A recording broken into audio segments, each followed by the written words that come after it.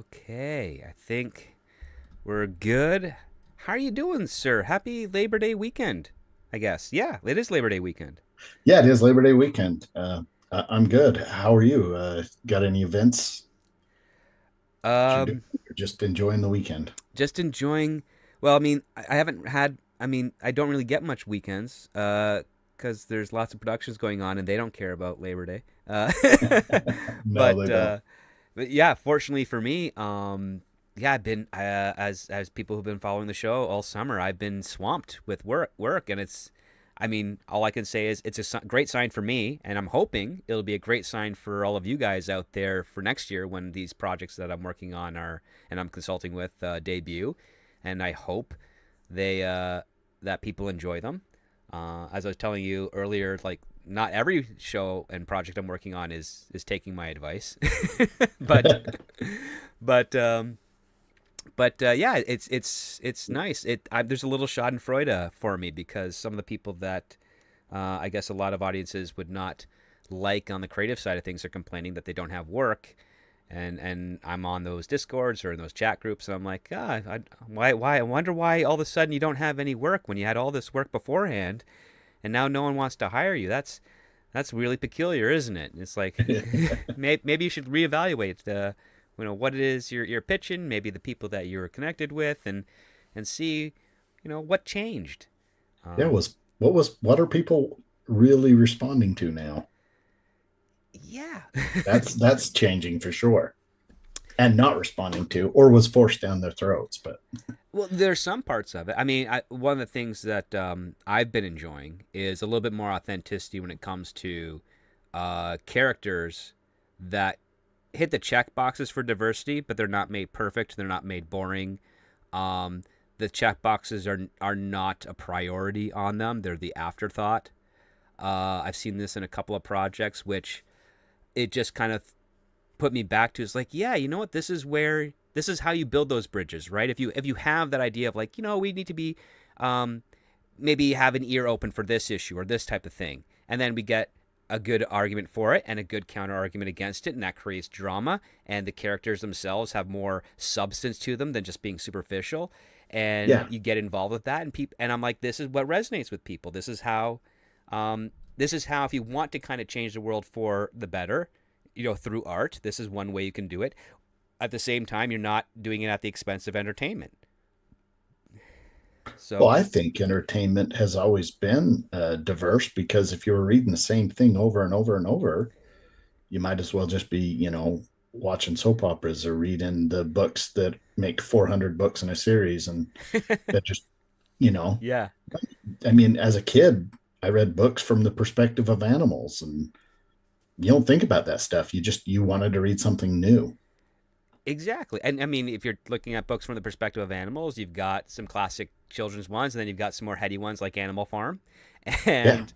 and there's lots going on with some of those books, and same thing with some of those stories. And I've been liking the direction of some of this because I've been fortunate enough to be on a couple of projects where something isn't working, and before I have to say, well, this is why, the director or maybe the showrunner is like, you know what, this just doesn't feel like what they is not coming across the way they need it to, and then they stop for a moment, and during the reset, they're saying, well, this is what the outcome I'm looking for, and I want to find the most effective way to get there, and I want to make it dramatic, I want to make it intense, I want these actors to have something fun to chew on and do, and they're just whipping away, a way to rewrite a scene that normally would get people to cringe and make them go, oh dang, that was insightful, or oh wow, what's going to happen next. Like, I like Yeah. seeing that. I'm pretty sure it's still relatively rare outside of the unless you're at Disney where it doesn't exist at all. but but it's nice seeing that type of change coming a bit more to the forefront. Because I should have told you this before, but I'll say it now for the show because I thought it was really funny. So I'm on a project a few days ago, and we're talking about the failed series Y: The Last Man, which is adapted from a relatively famous comic book. Basically, all the men on the planet suddenly die at the same time, except for one guy named Yor Yorick. Sorry, Yorick, and Mhm. he has his monkey ampersand. And one of the things we were talking about, how they added in a couple of male actors who are transgendered. They're women and they're on testosterone to become men. And I'm like, isn't it kind of funny how they didn't die with all the other men? It's like, isn't that the show kind of inadvertently admitting that they're not fully men because they're still biologically women and they're in that transition phase and everything? And it just kind of made silence in the rest of the room, where they realize, oh my gosh, yes, in their attempt to try to diversify it up and explain with more stuff, they've only just kind of done the exact opposite of what they were intending to do when it came to like the spectrum of gender. And Well, I was that's like, interesting. yeah, I mean, if they didn't realize this, that they're The doing the more damage to their own agenda, that's something to consider. Now, me personally, I have no like negative or any type of connotations of any of that type of stuff. I just thought it was kind of funny that some people that had such a strict agenda didn't realize the own error of inserting their agenda into a concept that just really kind of went against what their outcome was. Yeah, but that's yeah, right. Because I same thing. It doesn't even really matter at that. It's just breaking down the story as, oh, this is the last man. Wait a minute, I see past that. Yeah, this is the Uh, last man. All of them are women, and then we have a group of women that identify as men, and they're in the transition phase. And guess what? Like, if you were really committed to that, you would have killed those characters spontaneously too. Because you would believe wholeheartedly in that way, but they didn't. And it's like, well, then, you just expose those people with those beliefs as being relatively frauds because they didn't make the connection. And they also weren't focusing on, just trying to tell the most interesting and fun story for that. yeah, And they didn't run with it in a way where it's like, oh, what if we have women that decided to do this as a means to, fully transition and save the species, right? They didn't go that direction. They're just like, nope, it's all about the identification.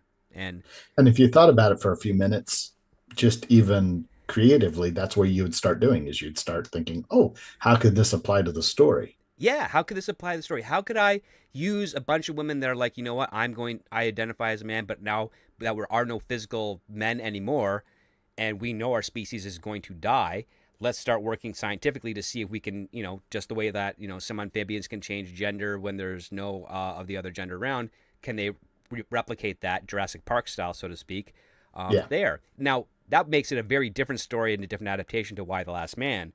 But yeah, it's something interesting to think about because, well, what's really going on there? Well, it's now about preservation of the species and not about making someone feel more comfortable because they want to, change who they are in a different way or change who they are to meet who they feel deep down. That type of stuff. yeah. You get a completely different exploration of it, and it's almost like it's science fiction. So, You almost lost the whole point of the show. yeah, And then it's but just, okay, let's stick with the show as written, why people liked it, exactly. and just adapt that from there. Yeah, That's maybe good. have a better ending because the ending of that comic was not too great. um, Yeah, sometimes they do that though. They do come up with a better ending or they fix it. It's, sometimes they do. But speaking of and dark endings of sorts, we have a script this week that gosh, it reminded me of a lot of stuff. Like as I sent out to like the group email when we were last week about this script, like it's called Zaddy. It's written by Sarah Ramos. Now, before we get into that stuff, I'm going to do the normal proper intro to keep the format going. But I always like kind of like these preambles with you guys, um, because yeah, no problem. it keeps the show a little bit more spiced up, I guess.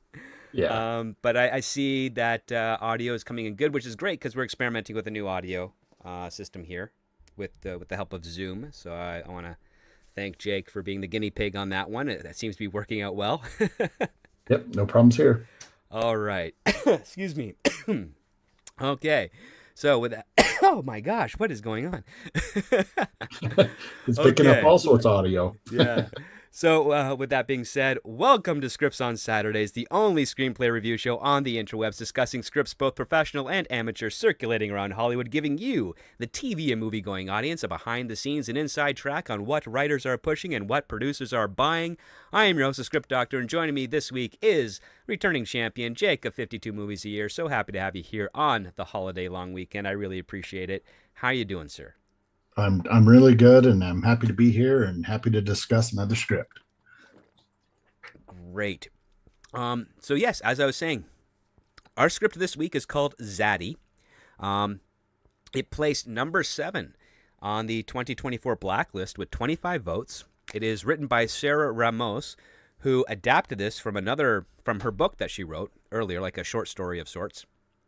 And the log line is as follows: 20-something fitness instructor Ellie No One or No Noon or New Known. I can't remember. How does she pronounce it in there? New Own or New something? Own, yes, New Yeah. Own. Ellie No One, but pronounced New Own, has been toiling away in the LA rat race for years until her luck changes when she meets an attractive older man with a mysterious past that's as complicated as his skincare routine. Jake, please share with us the synopsis for Zaddy. Okay. Ellie, a tenacious ex-gymnast, pours everything into launching an affordable, safe fitness empire in LA, but a crushing job rejection leaves her reeling. With her best friend Harper, a daring influencer, she crashes a lavish yacht party where she's swept up by Zach, a magnetic older man who is borderline obsessed with Ellie's beauty. His infatuation kickstarts her dream club, but as success explodes, ominous consequences and unforeseen perils threaten to derail her hard-won vision. So this was a script where I wasn't sure if it was a comedy, a dark comedy, or a suspense thriller at first. The title Zaddy reminded me, and I mentioned this in the email out to the co-host for this week's show. Yeah. We had a character when I was living in Toronto named Xanta. And this was a guy who he wore Santa pants. He was always shirtless, didn't matter what time of year it was. He was relatively muscular, and he wore a Santa hat. And he would wander around the city trying to pick up chicks by doing push-ups on his knuckles or pull-ups on the subway bars. He'd get arrested a lot. He was a very unstable man. And I was wondering, is this going to be something like that? Is the Zaddy, which is the older gentleman, are they going to be a very muscular, unstable man? And I guess we kind of get into a little bit of that. What were your first impressions as you start to read the script there, Jake? So the funny thing is when I read the script that you send, I usually won't read the log line or the synopsis with it. I'll just jump right into the script, and sometimes I won't even read the first page of like who wrote it. I don't. I do that because I don't. It doesn't matter to me. I'm trying not to have any, it's not like I'm buying the script or anything like that. I'm just reading it. So I don't want to know if it's a man, woman, log line or what it's supposed to be. I just read it as it is. And when I first read through it, I just kept thinking,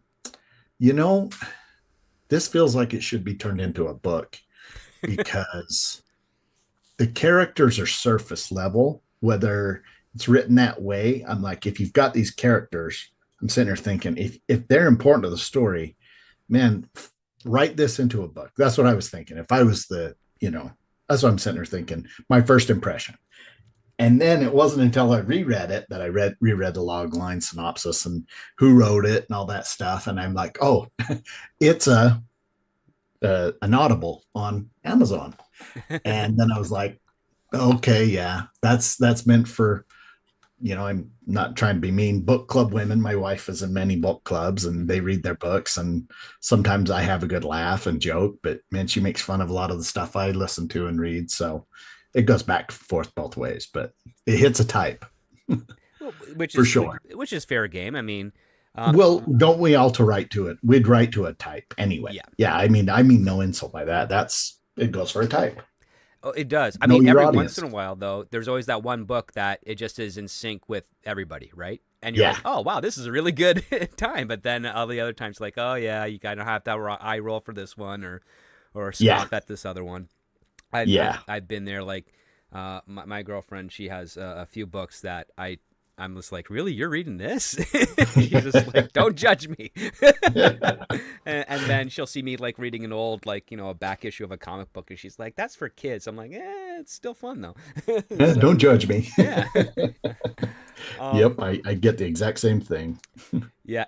I mean, it's kind of the extra spice of life. Now speaking of this one here, we get a nice little montage.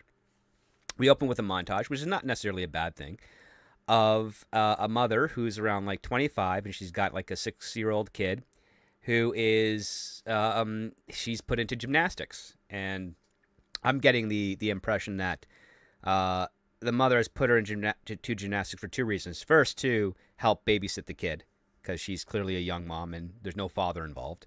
Mhm. And number two, to try and see if she can make money off of her kid being a world-class gymnast. Because we go from starting at 6 years old quickly to her at 9, then 13, then 16, then 19, then 22. And the mother is giving her all this encouragement. Like, Shining Star is going to go all the way to the top. When you finally get to my age, we're going to be living large on an island drinking pina coladas all day. Never give up. Let every setback fuel you. The only way to fail is to stop trying. Like, Yeah. good encouragement stuff. And then, unfortunately, as we go through this montage, she's doing really good, but then maybe she, has a slip, injures herself, and she's got bleeding limbs, pushing through the pain to become the best. And at 22, she does a spiraling down road, like a flips through the air, and she spirals down road fast and then lands on her neck with a violent thud. And she's pretty much out for the count, no longer able to do gymnastics again, but she's still able to, have full use of her limbs. She didn't become a quadriplegic as a result of that, but such an injury definitely knocked her out of contention for any future gymnastic competitions, such as the Olympics or any type of World Games. So it's yeah, it's pretty crazy way to start off a script. Really, showing a parent encouraging and then immediately striking them down to the bottom of the barrel. Sort of a kick the dog moment, which Yeah. you can do to your main characters, like the main character be the allegory for the dog. You just want to kick them down so that you empathize with them and you want them to succeed. I thought for this opening, it kind of did a decent job for that.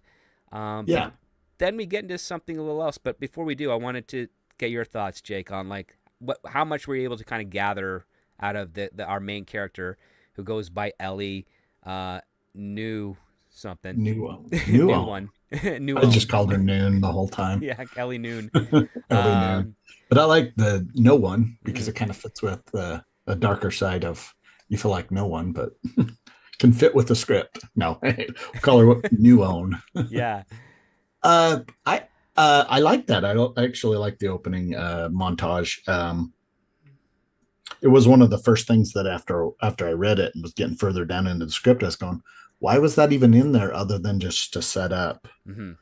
something? And it was one of the first things that, looking back on it, I was starting to go, okay, I wonder, like I said, a book.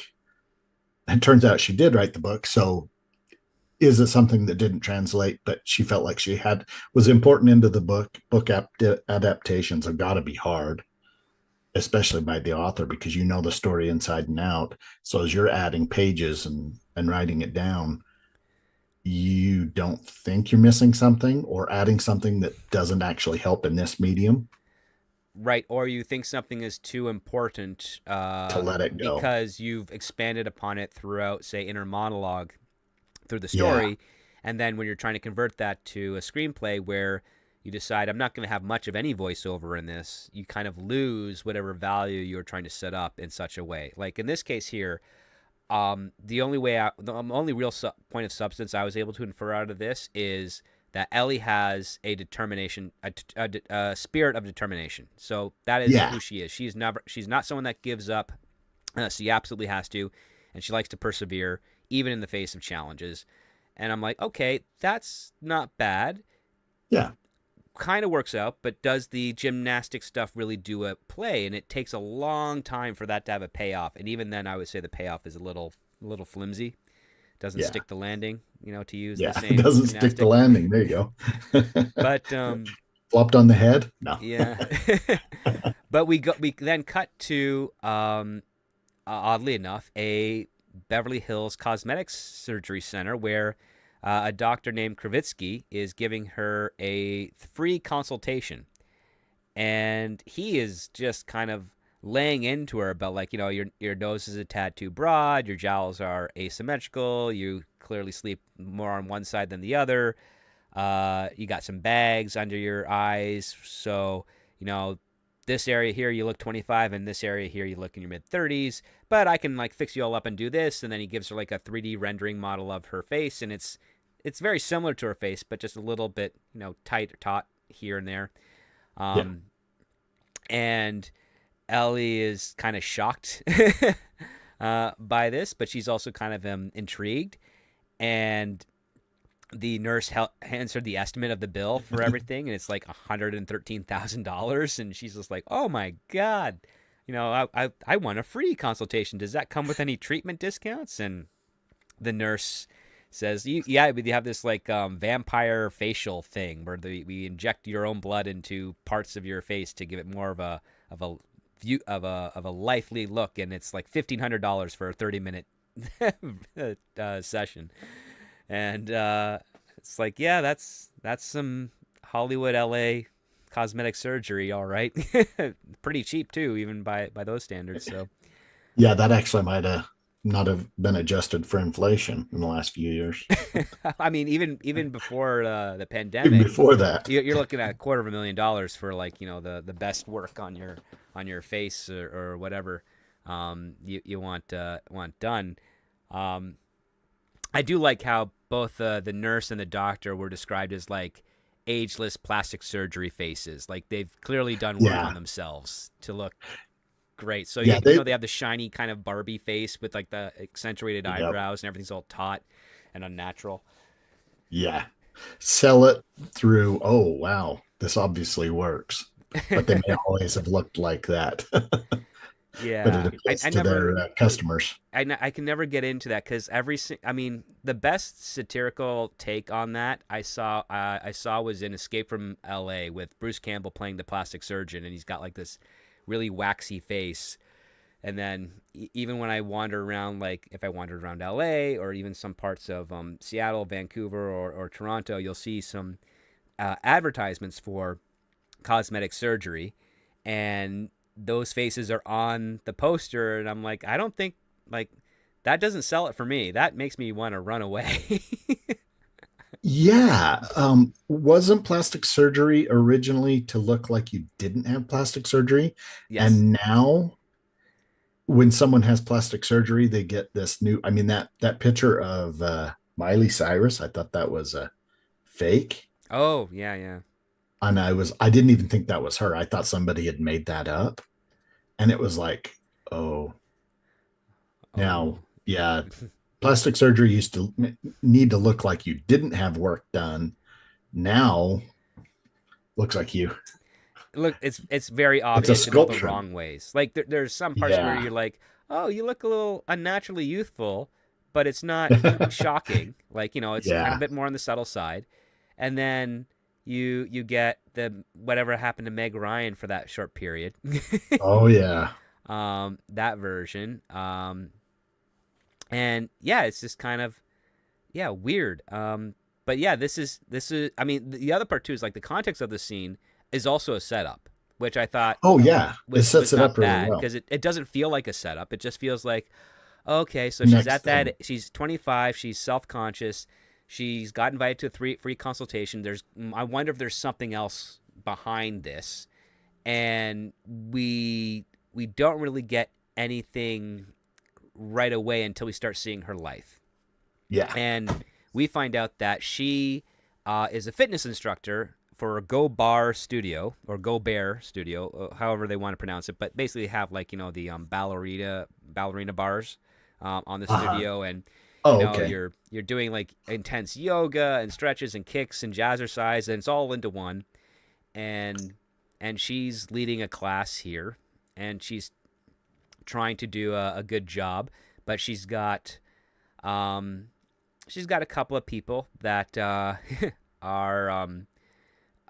liking her style, and others that are trying to be a bit more ambitious. So you've got this one named Jess Weisberg, who's like 19. She's described as a waif, and she's going really hot and mean and intense. And we find out that she works at this studio Club. as well. Yeah. And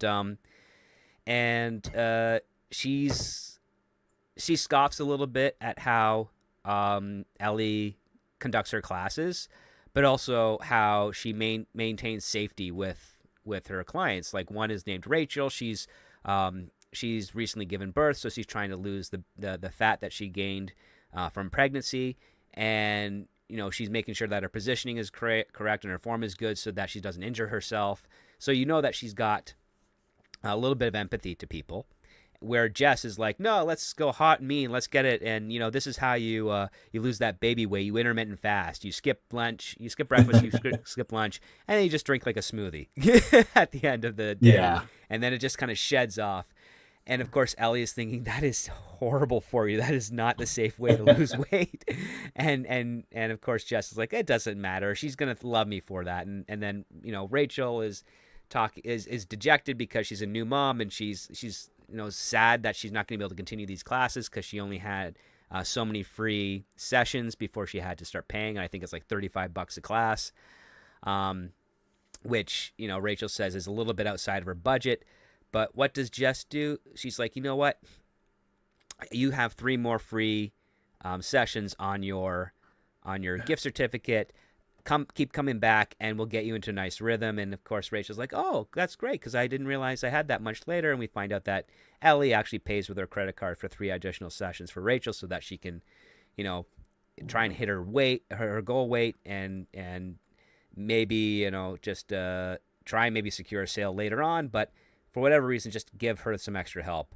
And this is a nice little like save the cat type of moment for Ellie. We see that she's trying to she has some morals, and she has some empathy for people, which is nice. They don't make her Little Miss Perfect, which is even better. Yeah. She set up exactly what the synopsis was describing in just a page of, let's do it healthy, let's do it easy, let's not get hurt, and showing that there was the opposition in that, trying to push it the other direction. But and then that Rachel really just wants to get out, socialize. Mm-hmm. But she can't afford to just pay for that, 2 for 1, get in shape and socialize. It's everything for her at this time of her life. Yeah, she just doesn't have. I mean, the other part too is like, this location is in the east side of LA, so it's a bit more of the affordable area. So we know that all the clients are not, swimming in cash, but we do learn that there's this 7 a.m. course where there's people who are social media influencers, and they're well-to-do people, and Ellie is gunning for the promotion to host that class, because if she can host that class, she can get more sales. She can start with her own dream, which is her own little fitness club that she's in charge of, that adheres to her metrics for a healthy exercise and healthy way to lose weight, etc. And it's not, and she also wants to make it affordable too. Like that's the other part. She healthy and safe. Yeah, healthy and safe. She totally thinks that $35 a class is a little too steep. For the demographic she's going after. And so she has this dream, and I'm thinking, okay, cool, we have a character with a goal. Like, her gymnastic years are behind her, but she's still into fitness. She should know about health, because being a gymnast, that is kind of a requirement. So she's trying to share that knowledge and the exercises for that with her clientele. And then we get her in a conversation with her boss, who's named Carrie Elaine. So 2 first names, already a red flag. Actually, 3 first names, because her name's Carrie Elaine Loren. Oh yeah. Yeah, But no, she's that's an described as like 40s, hot, in the crop top. So she's living her own dream. And we she of course compliments Ellie of everything that she's doing and patience, integrity, and safety and everything. And she has to give her some bad news, which is she can't give Ellie the promotion that she deserves because Jessica is going to get it, and Jessica's getting it because her father owns the building that they're renting. yeah. And so yeah, this is not good for her and her dreams. She gets really dejected by that. And we go to her apartment where we meet her boyfriend Morgan, who's described as 29, cute, but he's been wearing the same sweatpants for weeks. He's sitting on the couch watching TV with beer, with weed, and yeah, he's clearly not the winner in this relationship here. He's Yeah. um, that this also sets up a running theme, which for you, those of you guys saw the thumbnail, we have our character of Ellie, and she's holding a blue plunger. That's because we have this running gag where she her toilet needs a couple of flushes in order to get the waste down, if at all. And so Ellie, like, she beelines it into the apartment, goes straight to the washroom, doesn't even close the door. You know, goes to pee as she's talking to her boyfriend about how she lost a promotion to Jess because her dad owns the building. And Morgan is supportive, but he's clearly stoned and drunk, and he's not entirely there. And Fixated on his own life and his own problems too. yeah, and basically To he a point. feels like he's a failure because he'll do a self tape, he'll send it out, and then he finds out that he wasted his time because the production that he was auditioning for had made an offer to someone else before even asking him to do the self tape. So he feels like he just wasted all that time, which feels kind of like a logical means of empathy until you start realizing that this guy lives on the sofa. and and that Ellie is the one that's helping him with the self tapes, and that he just wants to, drink, smoke weed, have something to eat, binge watch a show, and then have sex with his girlfriend. Netflix and chill. Yep. Netflix and chill, over and over and over. So we now get to see a contrast. Like, we have this good person who's got not the best of life, and there's clearly a theme that they're trying to explore here, which is if you don't stick up for yourself, people are going to walk all over you, and then you're going to wind up with a bad relationship, with a lousy toilet, with losing promotions to other people through nepotism and connections, and you're never going to reach the dreams you want in the time that you want. So it's got a very cynical take on life for Ellie, and the Yeah, only she works hard, but her life is perfectly described as going nowhere. exactly her life's in a state of arrested development despite her ambition and her determination and her empathy to people, until she gets a text from her friend, which she has saved in her phone as Bad Beeb Harper, and and they end up going to this party where Harper is sharing with us that like a filler party or something of that nature, where there's a bunch of very rich men, many of them married, who all have hot girlfriends half their age on the side, and Harper happens to be one of them. And she describes this type of relationship as a zaddy. Now, we don't get a connection as to why that word is associated with this guy, with a sugar daddy, which is what would be traditionally they're called. Yeah. So I'm missing that part. I think learning that lexicon's history and making it either a joke or something satirical would have done wonders for this introduction of the rules here. Especially where it's referred to as if you do know exactly what it means Yeah. and used so often. And actually, the name of I guess that would have, you know, that it bothered me. But maybe Bothered me it's too. natural that it does, because it's like, why are we did I miss something? And go back and go, what did I miss? you know, that's how I am when I see something keep being referred to. I'm like, oh, I must have skipped that page, and S- I'll stop and I'll go back. And then if I don't find it, I'm like, okay, wait a minute. Yeah, because we get a definition, but we don't get the connection as how that word fits the definition. Because the definition is a wealthy older man who won't let his age or marital status stop him from banging the IUD out of place for a girl. and and I'm like, okay, so I got the definition, but where's the origin of the word? Like Zaddy, like it's a lot like daddy, but it's got a Z at the front or a Z at the front. How does a Z play into it? Do Yeah, they just constantly fall asleep afterwards? Like, is that why they do it? Like, I don't I don't know. yeah. Makes me wonder if the book broke that down. Yeah. I would think it would have had to. I mean, it's a good idea because if you're writing a book and you're writing a screenplay and you're trying to have a catchy phrase or a name, it's great. Go for it. But Hmm.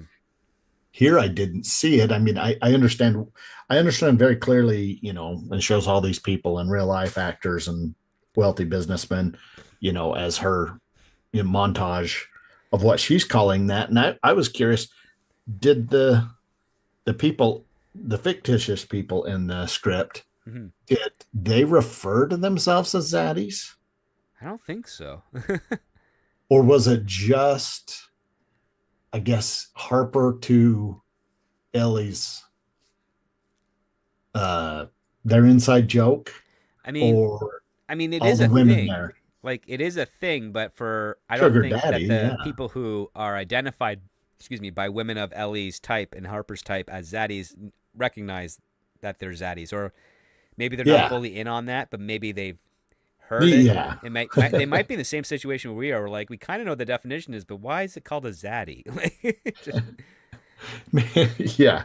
So I mean, would you call yourself that? I wouldn't, but I mean, if I knew I was somebody's sugar daddy, I wouldn't be.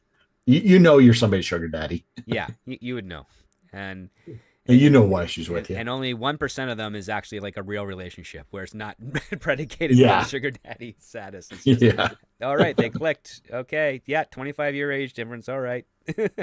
But oh, look at that. 35 years later, they're still together and they have kids. um, The one that when it beat all the odds. yeah, the one that beat all the odds. It was loved after all. The money didn't hurt. But yeah, so like Ellie does. We have a little bit of voiceover here where Ellie talks about like how a zaddy can help accomplish what in a single day what takes normal people a decade to do. Um, and of course, uh, Ellie is getting hit on by three different zaddies. um, Harper points out one at like 3 o'clock, and of course Ellie's descending like, I have a boyfriend, and Harper's like, that's not a relationship, it's a pity party. Like, so Harper's aware of the situation, and she's being a good best friend by saying, what, listen, like, yeah, you're way too ambitious for him, and you know it, and it's not going anywhere. Might as well ditch him, have a little bit of fun, see where it can take you in a couple of months or so, and go from there. And of course, Ellie's not really wanting to do that. She has this goal of like, I prefer to working my way to the top the old-fashioned way. And of course, Harper, does the whole, well, how's that going for you so How's far? that working out for Yeah, you? you know. Um, and then Harper's zaddy named Damien, who's like 60, goes up to her and says, "Hey, you got to meet this guy. He's new in town. He's from Dubai. I'm gonna get you to plan one of his parties because Harper is a social media influencer. She also party plans, and she does everything from children's parties to grown up celebrations and private parties." Which shocks Hallie that she does kids parties, but Harper is like, "Oh yeah, well of course Damien's son is going to be turning 6 in a couple of weeks, and he's hired me to plan the party. And after the party's done, he's going to leave his wife, and then we're going to go to Cabo together or something." And of course, you and I and everyone else listening to this is rolling their eyes because we all know that Yeah. story. We've seen that setup. um, It was well done though. yeah, well, a couple Well, of sometimes the friend is the opposite that you get to experience and they play off. There's all these comedies from the 80s Hmm. and shows from the 80s. Like, I'm even thinking like they just, the friend is does and says the things that that friend wishes she could. Yeah. Maybe that's why they're friends, but also the story needed to hear it, and you needed that element of humor and that outrageous personality to Exactly. do and say the things none of us would. Yes, exactly. And one of the things that's a very good indicator that that Harper is kind of fooling herself is her Zaddy Damien. He has a 6-year-old son, which means that he has a wife who's young enough to be able to give birth to a healthy person, which means that he's not gonna leave her anytime soon. it, Yeah. it's like the age difference between his girlfriend on the side and his wife is probably at most 10 years. Um, and so yeah, he's probably gonna stick. He's gonna stick with the wife because mother of his child and makes things a lot easier, and let him have his fun on the side, and he'll be stringing along tons of other ladies, long after Harper if she ever gets wise. Um, but of course, Harper then leaves Ellie all alone, and a sexy older man comes up and then just lays down some really smooth but at the same time cheesy pickup lines Yeah. to her. Because like he starts off like, "Are you waiting for somebody, or is it going to be me and you tonight?" And she's like, "Wow." And of course he says, "Yeah, I know it's stupid. I just, something's wrong with my phone. It doesn't have your number in it." And she's just rolling her eyes. Takes a little bit of confidence to do the cheesy lines, but also act like you're not hitting on, but clearly you are. Yeah, and the thing is, I would say it's relatively clever because it shows a vulnerability and a game at the same time. It's like Yeah. I'm attracted to you. I'm gonna send to you a bunch of obviously terrible pickup lines to show you how silly it actually is. Maybe I can break through that shell, and then we can get to talking about something proper. And that is what the scene um, ended up becoming. And she ended up getting a little bit smitten with him, and we learned that his name is Zach Shaw, which is a very generic name. But yeah, he's got a bunch of friends. He's alarmingly attractive. He's pushing 50. He wants to know, what's Ellie's goals and dreams, and that it's still relatively platonic, even though he is pushing some flirtation forward, all verbal though. He's not really, groping at her or anything. And she's like, "Yeah, I've got to kind of get out of here. It's been it's been a fun night talking to you and learning this type of stuff, and then finding out from Zach that the last love of his life, the one that isn't around anymore, was also a gymnast." And so there's some of the gymnast stuff coming back. Yeah. So we see, okay, Zach, Ellie, she was a gymnast. She meets an older guy. This guy saying, "Yep, his ex before they parted, she was a gymnast too." So he's kind of got a type, but he says, "Well, it's not really a type. You're more like a dream come true." And of course, she's bursts out laughing appropriately. Um, but then she talks about like, yeah, she used to do a routine to this song. What was it, like a "Soak Up the Sun" by Sheryl Crow, and Zach's like, "You know what? Show me the routine here." Like, because they're in this little empty little part of the room that's got like a piano. We get all the suave moves, right? He pulls up the sheet music on his phone and he's able to play the song on the piano. It's like that impresses a woman, And so she Yeah. does the routine as best she can, given her recovery from a bunch of injuries. And then she's like, "Okay, you have to like spot me on this last move." And he gets up from the piano, he spots her, she does a flip, and yeah, it's intense, and there's definitely a spark there. And she's like, "Okay, I gotta head out back to my place. I live out in the East End, so it's gonna take me a couple hours, and it's gonna be pretty expensive." And instead, he's like, "Oh, I could get you there in 20 minutes." She's like, "How?"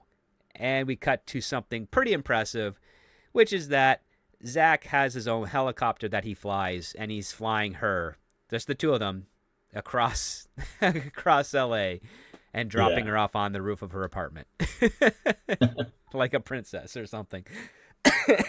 And they really, yeah, she really spelled it out like that. But yeah, I mean, you think about it, you weren't expected to hop in a helicopter. It would kind of catch you by surprise. It would, and But that's the element you'd run across it in. but that's one heck of a way to like impress a woman you just met. Is like, hey, do you want to ride in my helicopter back home? No funny business. Yeah. And like you're the pilot, so you see he's a guy who he works out. He has lots of money. He owns and flies his own helicopter, and he knows how to play the piano. It's like those are a lot of things that would just I think hit a lot of women's fantasy points. Mm-hmm.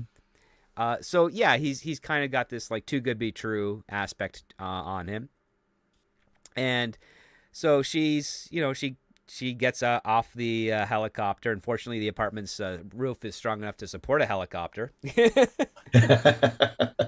Yeah. And Yeah, I did think about that. Not everybody has a landing pad.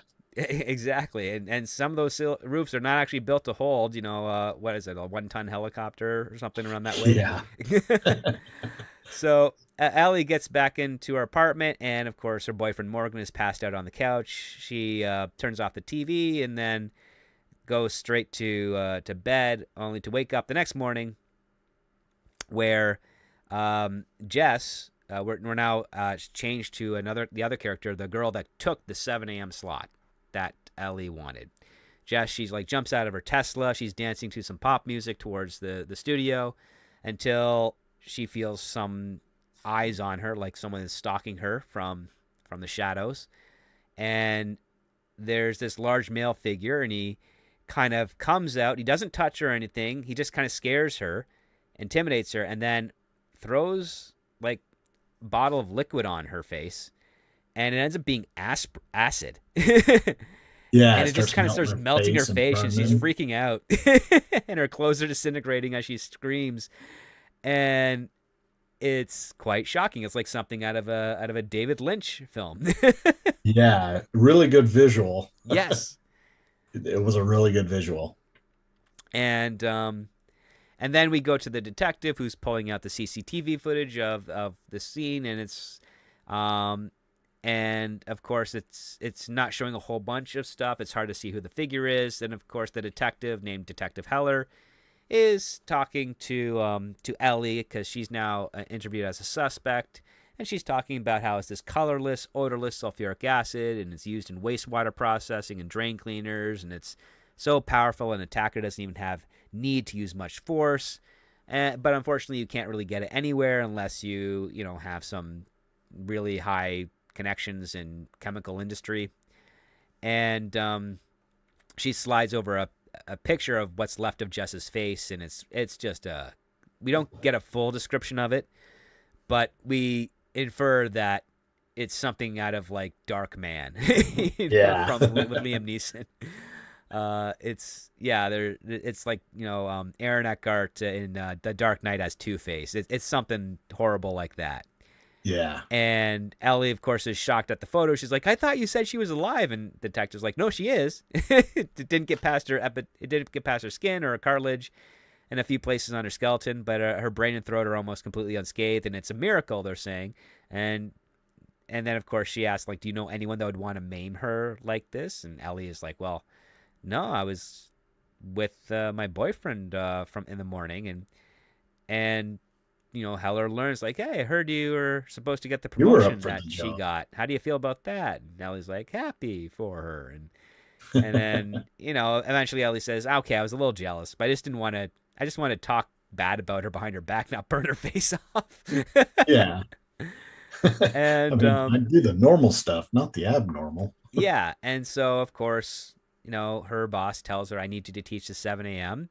And Ellie is, you know, conflicted about this, very happy, but at the same time is like, this is not the way I wanted it. But she goes in, she's teaching the class. It's not going as 100% the way she wants to because she hasn't quite learned all the names of the people. So there's two women there that look very much alike, named Mallory and Molly, and she gets them confused each time.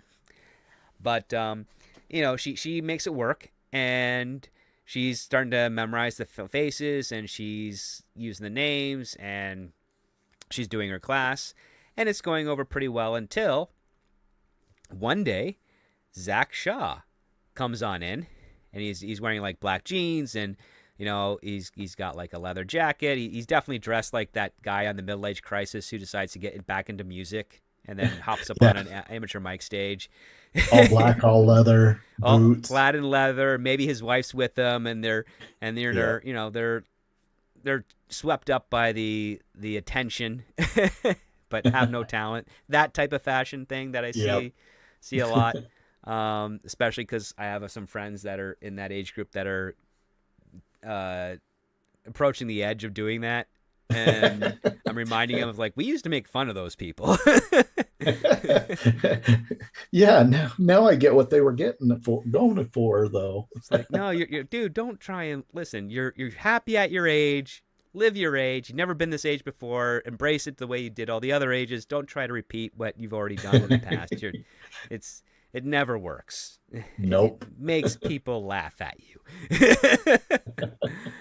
Trying to make a statement, you made the wrong one. Exactly. Yeah, like, just find other ways to express midlife crisis if you feel like Get a it's a car. crisis. Sometimes it's a midlife celebration. That's the way I would look at it. Yep. Look at how well you're doing. Look at all the fun stuff you've got. You don't have to act Go on like you're trips. young. You've got you got the whole deal and then some. So that's where you got to look at those things. But Zach here, when he comes in, he is definitely, because he's a single guy, pushing 50. He is trying to stay young, but Yep. But he is fit. he is very fit. And yeah, and he wants to sign up for the class. And Ellie's trying to act smooth, and so she's saying, "Oh yeah, lucky for you, we have a cancellation, even though there's like 12 slots open." But she says, "But you can't exercise in jeans, so I'm gonna have to, sell you some attire for that." And she deliberately tries to embarrass him with, I think, what was it, like pink tights and like a tank top of sorts. Yeah, Um, yeah. Special socks and shoes, and he doesn't care. He He rolls goes with for it. it. Yeah, like Yeah, that's a good thing. You didn't see those tropes a lot yeah, lately because it's kind of more early romantic comedies where it shows the guy's confidence and disarms the girl who thinks he's just, you know, superficial. right. And Really good setup. and yeah, I think the fact that he goes with it says that yeah, he won't be embarrassed easily. Yeah. Now, what's funny is that he invites her to an event that he's hosting. And of course, she reminds him that she has a boyfriend. He's like, bring him, bring your friend Harper, bring anyone, just come, just everybody show up. And she's like, deal if you put this on. And of course, she hands him a cropped beach hoodie, peach hoodie, and legging set that's bedazzled with the words like bear bitch on the back. Yeah. And he wears it. Nope. And of course, a lot of the women in the class are quite enamored by him, and so she's doing her class, and it's done in a montage. And then all of a sudden, Zach leaps to his feet, and he grabs Ellie and pushes her against the wall and starts making out with her as the rest of the people watch. And we realize that this part of the montage is actually a dream, a fantasy that Ellie is having while she's like next to Morgan, who's just passed out. Hmm. and so yeah, she's enjoying the fantasy, and in order to, I guess, further authenticate the fantasy, she decides to use Morgan as a placeholder for Zach. And he wakes up in the middle of something that he's like, wow, this is awesome, where did that come from? And she's like, Just happened. just happened. But guess what, we He's got like, oh, invited it's to a party only. this afternoon. And he's like, oh, okay. so so Morgan is very lost in what's going on And he here. doesn't like to get out of the house, but Yeah, he doesn't definitely like to get out of goes. bed. He's he's dressed up for the first time in the entire movie, and it's not even much. Yeah. But yeah, he's driving like an old, oh gosh, what is it? What is this car? It's not a Prius, is it? It's a, no, yeah, it is a He Prius. had the Prius, Yeah, he but had the old Prius, and he's like, I'm not paying for valet. I'm just gonna park up here on the curb. It's like, I like this guy. He's funny. yeah, relatable. Excuse me. But yeah, like Harper is talking up about like, oh, this is the guy that has been pursuing you. Like I heard that he has furniture built from the wood from Thomas Jefferson's yacht. And it's like, did Thomas Jefferson have a yacht? Yeah, and Morgan says, "Did he have a lot?" Yeah, that was funny. Yeah. And then this gets me into the point where it's like, okay, I can't tell. Is this supposed to be a romantic thriller or a comedy? Because we're getting some jokes here. Yeah, And and Zach's house is on the Pacific Palisades, which don't really exist anymore after the Treasury yeah. fire. So, but we can imagine what they were like. And yeah, he's got beautiful art, beautiful view. There's caviar bar, martinis, pizza, baked to order, like all the nines that you would want on a very elaborate, party. And of course, Zach introduces himself to Morgan, with Harper and Ellie kind of being the bridges there. And he's showing like a little bit of polite interest, saying like, "Oh man, Ali has told me a little bit about you, and I took her class, and I'm still hurting from it as well. But tell me, like, how's your short film going? I love short films. How's the auditions and stuff?" And Morgan is trying to be nice on it, but he's smart enough to realize like this guy is gunning for his girl, and he decides to kind of start snooping around the place, while Ellie, Zach, and Harper and tech guys and other billionaires there are just kind of shooting the breeze. Ellie is shocked that Zach internet stalked her boyfriend, and he's like, "No, man, I'm good at this type of stuff. This is how I made my fortune. I figured out how to find people on the internet." And this goes into a little bit of we get a taste of his story, is that he did this as a means to find his dad, because he never knew who his dad was.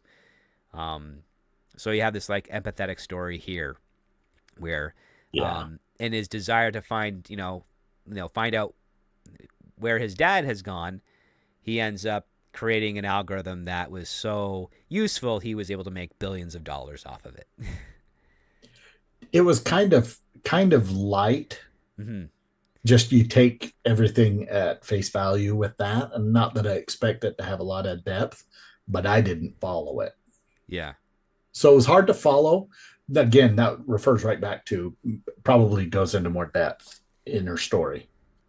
Would be another thing that when I was reading it the first time, I was like, okay, I need to know more. And that was one of the things that made me go, if I'm gonna, buy into this, Mm-hmm. there's more. You're introducing things that need to be fleshed out.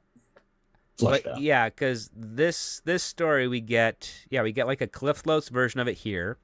We get a little bit Yeah. more elaboration later, and Yeah. then there's a payoff to it. There is. But I don't know. Like, I mean, without spoiling it, I'm wondering, does the payoff really connect with the bigger payoff as effectively as you think it should? And Or was um, it just a narrative tool? mm-hmm. Or yeah, I mean, listen, narrative tools are fine, but they have to have that extra substance, that extra kick there that makes it worth the investment from beforehand. Yeah, or it just turns into expedition that feels heavy. Which I will say this: one of the critiques, the fair critiques, is that the exposition in this is not heavy, Oh yeah, no, it's all but very descriptive. it's very Very descriptive, but it's descriptive. also slim. Like it, Yeah, it does. It was an easy read. uh, When except for, and that's why maybe it felt so jarring when something didn't click, okay, yeah. because it felt out of place. And I was like, okay, so go into more depth. And then anyway, that's why I keep cycling back to that. But it's not really a critique. It's just more of, that's where it felt like it skipped a beat or felt lacking, and but it also was paid off narratively, so it makes sense, Well, one of the things that I kind of noticed with this script is that um, it doesn't use the magician's rule. So the magician's rule is to set up, to distract, and then surprise. So it's an SDS. So with your setup, you establish what it is that you're trying to do. You create a distraction, but the distraction is really supposed to just further elaborate on the setup without you realizing that it's elaborating on the setup. and then you have the payoff where everything that you see was elaborated on makes sense to the setup, and therefore that's the payoff, that's the catharsis, that's the revelation. That is David Copperfield throwing off the tarp and having made the Statue of Liberty disappear. That's kind of the goal that you're trying to do here. But one thing you have to be careful of when you're doing your setup, distraction, and payoff, or your surprise, is that you don't rely too much on the cause and effect aspect of it. So cause and effect go hand in hand, but cause and effect is not your complete aspect to it, because your effect is also creating another cause, which then creates another effect, and it goes, as a domino effect over and over and over again. And some portions of that can be have a payoff, but that payoff is also a setup or a cause, which leads to another effect until you get to the resolution. And in this case here, I would say some of them don't have a distraction, but the distraction doesn't feel like it has any connection between the cause and the effect, or the setup or the surprise. Mm-hmm. So one of the things that I noticed in this scene here is like when Zach kind of gives a little bit of a hint of how he made his millions through trying to find his dad. We have one setup. We have one distraction, which is Morgan snooping through the bathroom of Zach's house and seeing his huge regiment of chemicals, medications, Ozempic, like ultraviolet light mask, all those types of things to make him look young and healthy. Testosterone pills to allow his muscles to maintain stability, all that type of stuff.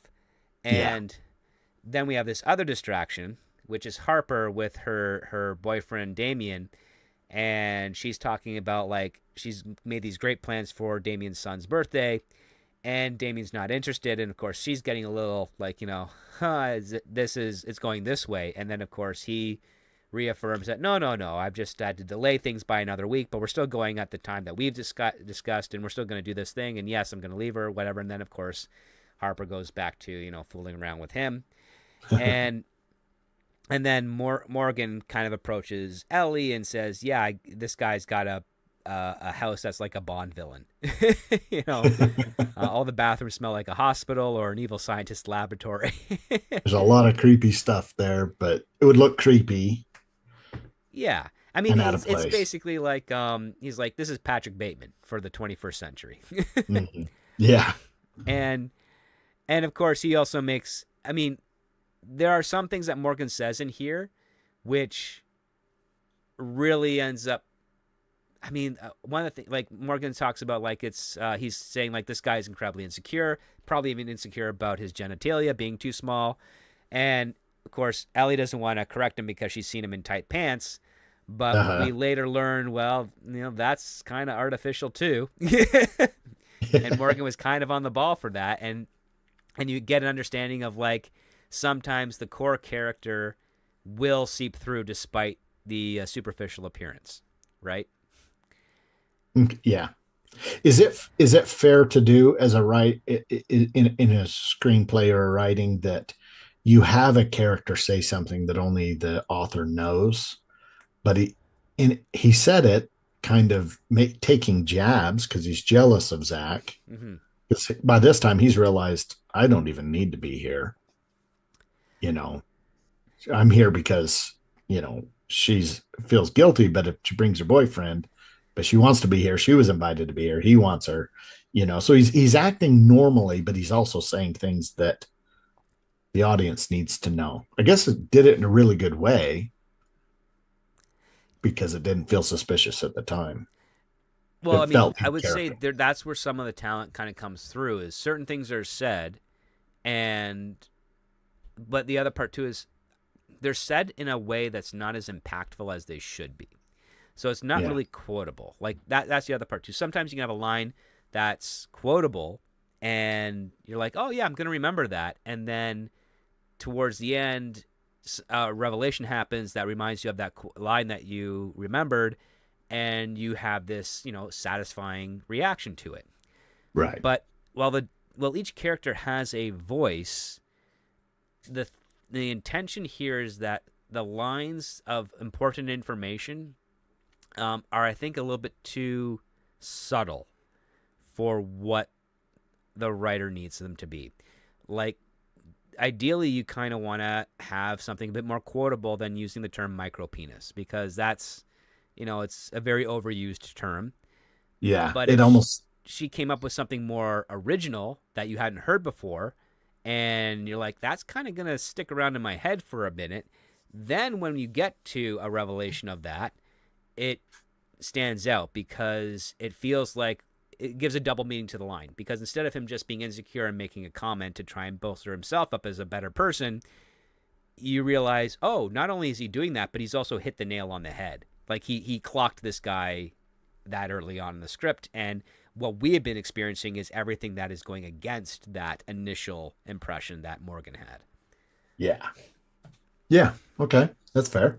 It's fair, but the thing is, it doesn't hit, right? Like, Right. you just it's It like doesn't hit. you It's not. have the idea, right? You have the general execution proper, but it's a little bit too passive to the point where maybe the writer is a little self-conscious. It's like, well, if I make this any stronger, people are going to know the Jump in it. twist I want to set up for them. But maybe I made it too passive, so I don't remember this moment as well. And this goes back into the magician trick of the distraction, right? So if you have a distraction which makes people think, oh, Morgan is just trying to protect his own ego, and he's got this very elaborate insult that he's used to him.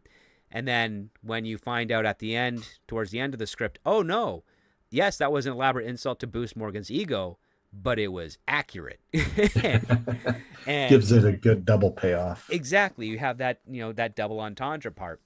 And I would say functionally it works, but it just as words on the page, I think it's missing something that allows it to stand out as a distraction, a good distraction that ends up becoming that setup and leading to a payoff.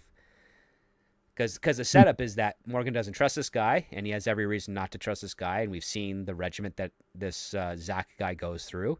And then the distraction is, well, he insults him because Morgan is afraid to lose Ellie, and he doesn't want to lose her. He doesn't want an indecent proposal moment or whatever.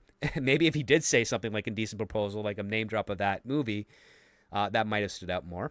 I'm just spitballing here off the top of my head, Yeah. but something in there to show, like, yeah, this guy, he's clearly got a regiment that shows that he's insecure, and he's really desperate for you, Ellie.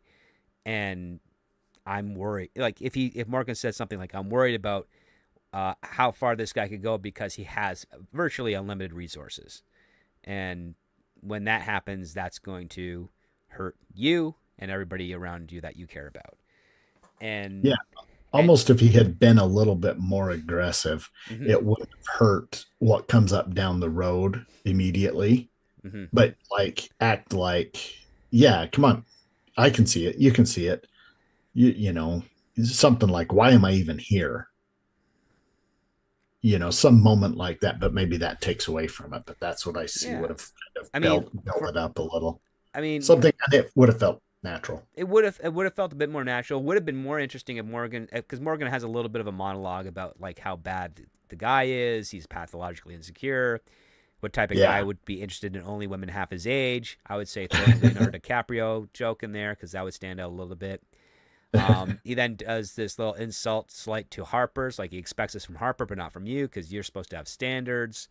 The only reason he invited you and me here is so that he could try and embarrass me with how much he has versus how little I have.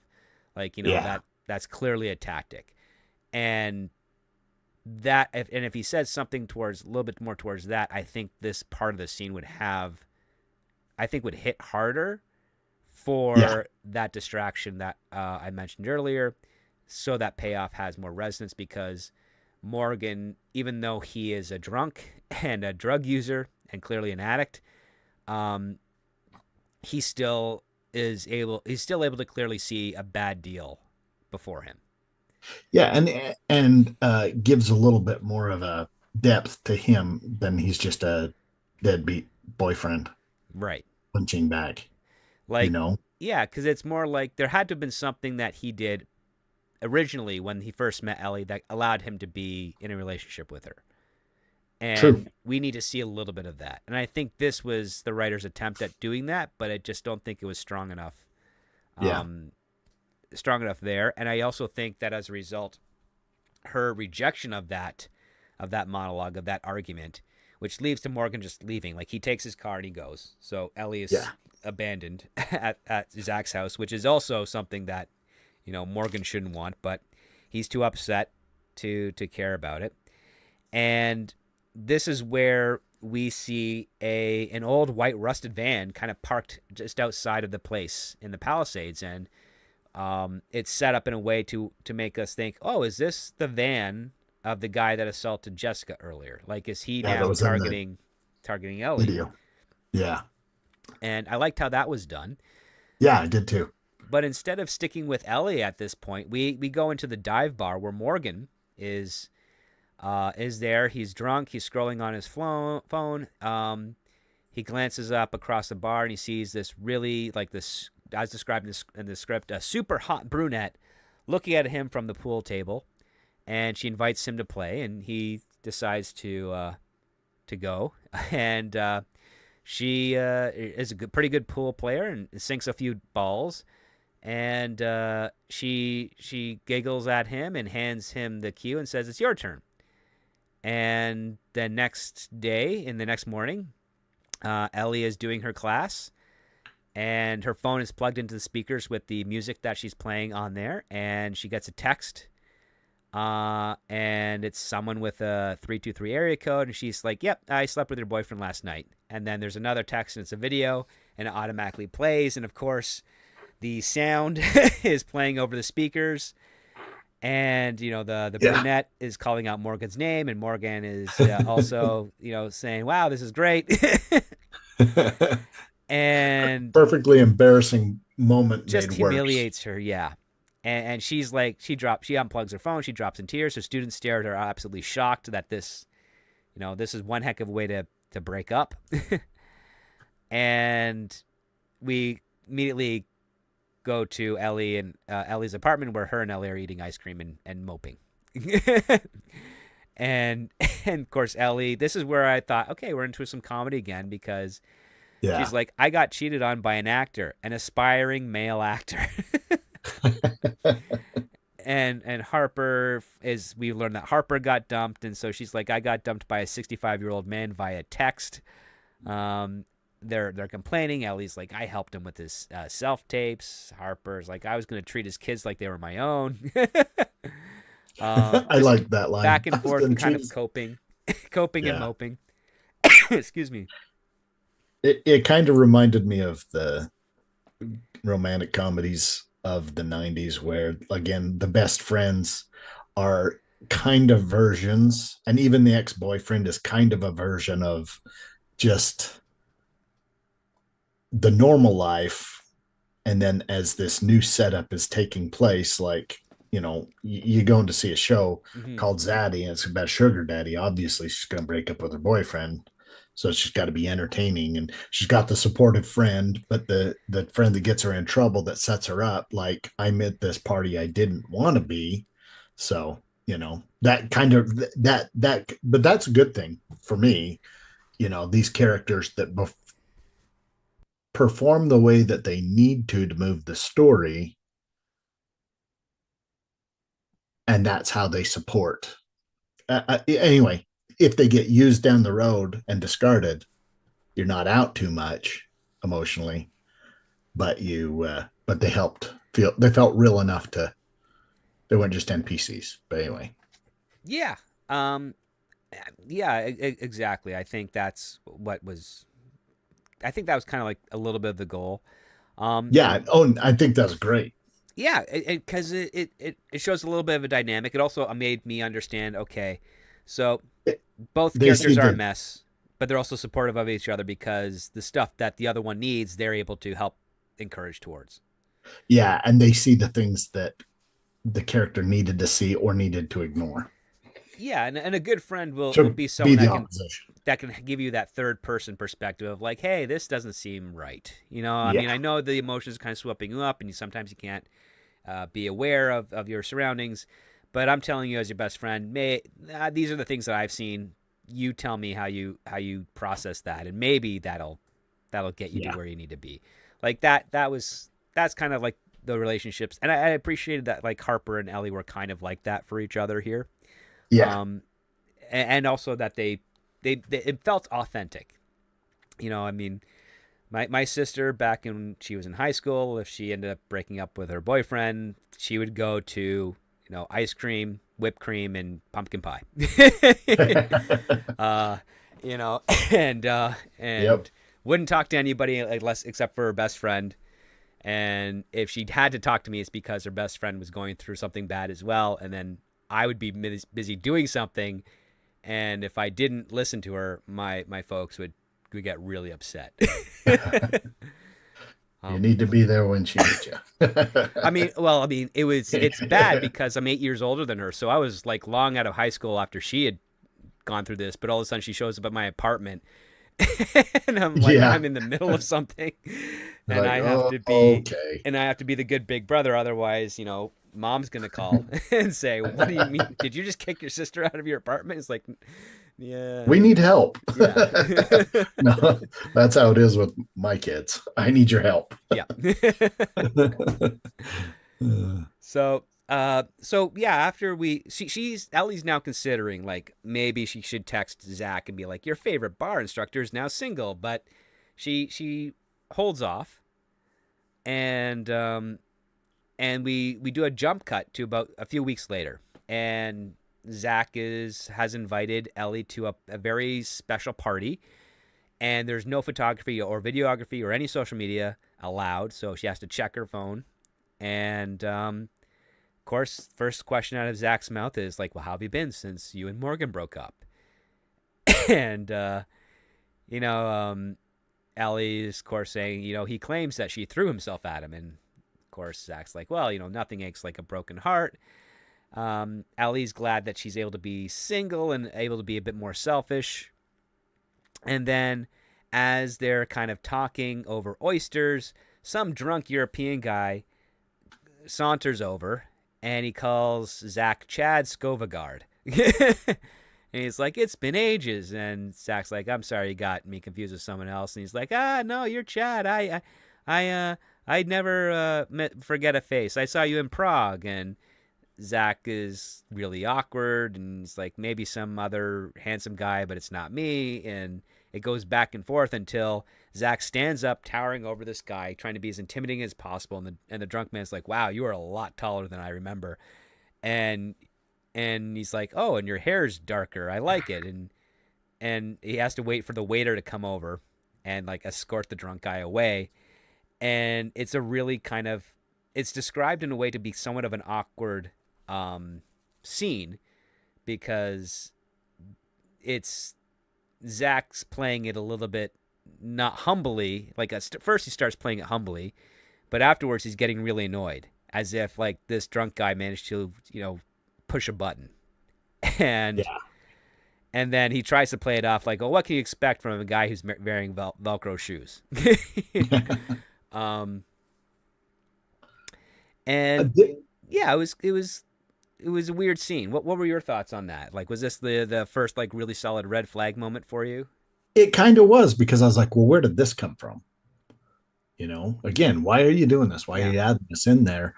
It felt like you're copying, in a way, it felt like, well, I can't remember the name of Thomas Crown Affair type of thing. yeah, it's giving away the game that the person's doing. So it kind of felt similar to other, you know, but, Mm-hmm. you know, I imagine this, and then this is where I was going. I imagine in the book, in the story, this has a deeper and maybe even a deeper payoff, but it couldn't be used in this because it was page count, or but it's important. Mm-hmm. It helped. So it's kind of one of those things you had to include, but you couldn't pay it off well enough. But it wasn't complete. Where it serves two purposes, it serves the one purpose well, Mm-hmm. sets that down in the viewer's mind, the reader's mind, that you can remember and go back to later, but it wasn't solid enough. Right. It felt like it could have just been out of there, because there's enough stuff that makes the other scenes and the, the thriller aspect of it, there's no doubt of the guy's character. Right. Yeah. So if it didn't pay off, it's almost like, why do you have it in there? Well, again, this is another setup. I mean, this one was a bit stronger because it goes on for a solid page. Yeah. And it's really just this drunk guy just really getting into his assurance that he knows who this dude is. And recognizes her. That part right there was critical. Yeah. And if that, and so it's there, it's needed, but it's, I don't know, I guess if it's done well and you remember it, great, because it'll pay off for sure. It will. And then the segue to this was a little rough because, Ellie laughs at the Velcro joke. She tries to say like something along the lines like, when you look as good as you do, everyone wants a piece. And of course, Zach kind of rejects that. He says, I don't want you to, don't be something you think I want. Like, you're who you are. Jarring. And it gets to the point where he's like, yes, I really do want you, but I don't want to be a rebound. I don't want you to be a story. I don't want to be a story that you tell at parties. I don't want you to be a story that I tell at parties. I don't want to just be some disposable zaddy. He's like saying like he's going, what it would be like the Patrick Dempsey and a romantic comedy model. Like, I just want to know who you are, know your dreams, know your secrets, knows what scares you, know your scars, and be there for you. Like, the romantic climactic speech, Richard Gere on the white horse saying, I'm gonna start making things to Julia Roberts, that type of stuff. Like, this is the moment he's trying to do here. And then he talks about how like he's been hurt too, like by his first love, and it still sings like it was yesterday. And for her, like Ellie, she's trying to explain her situation that her and her ex-boyfriend Morgan, they had issues, but now she can focus on her work. And then she repeats the phrase that her mom gave her, which is like, let every setback fuel you. And this kind of gets them into something. This allows Ellie to open up a little bit more, which is exactly what Zach wants. Yeah. And it was, so it does serve that purpose, which actually helps the story of, she's not just suddenly single and now this is convenient.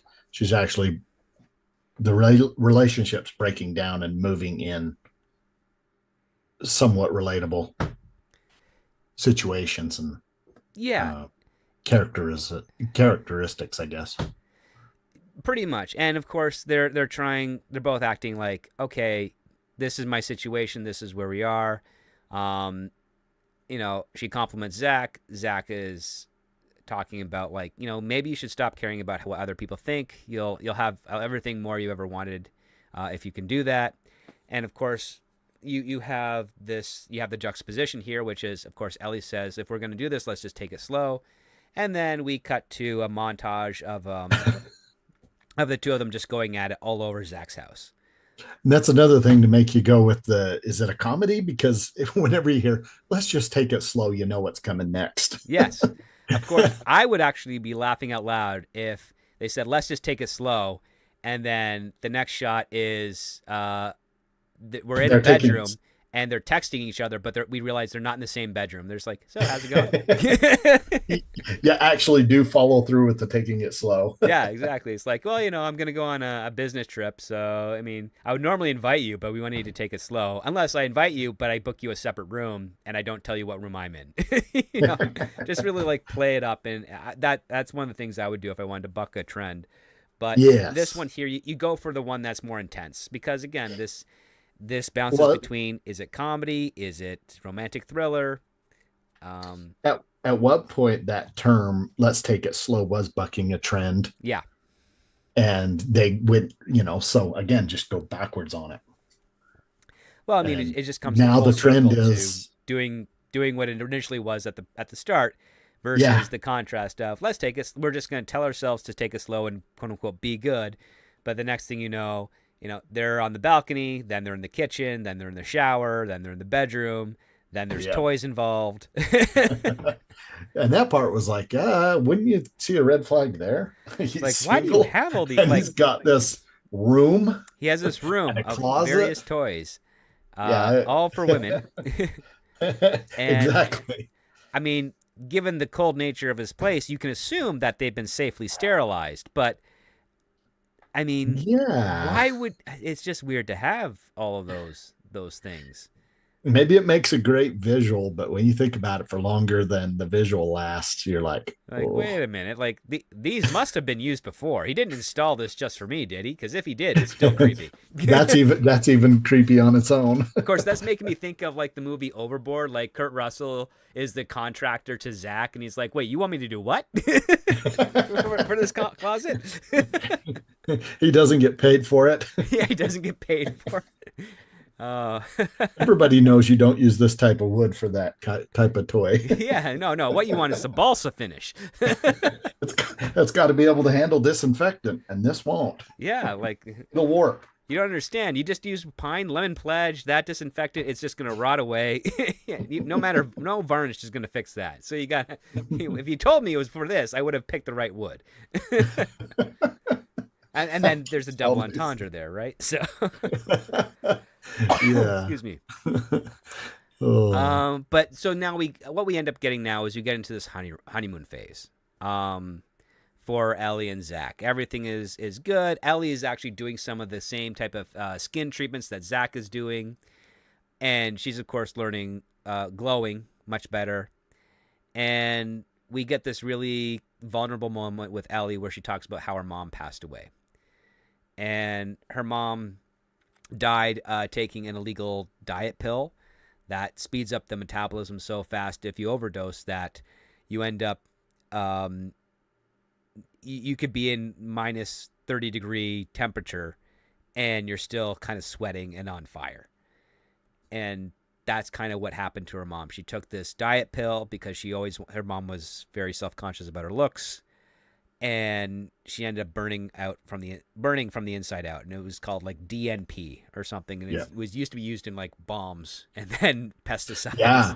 Yeah, it's a real thing. Yeah. And so she's like, yeah, it just broke her heart that her mom was using this drug, went overboard, and then she burned alive from the inside out. And of course, Zach is being romantic and wiping her tears away and consoling her.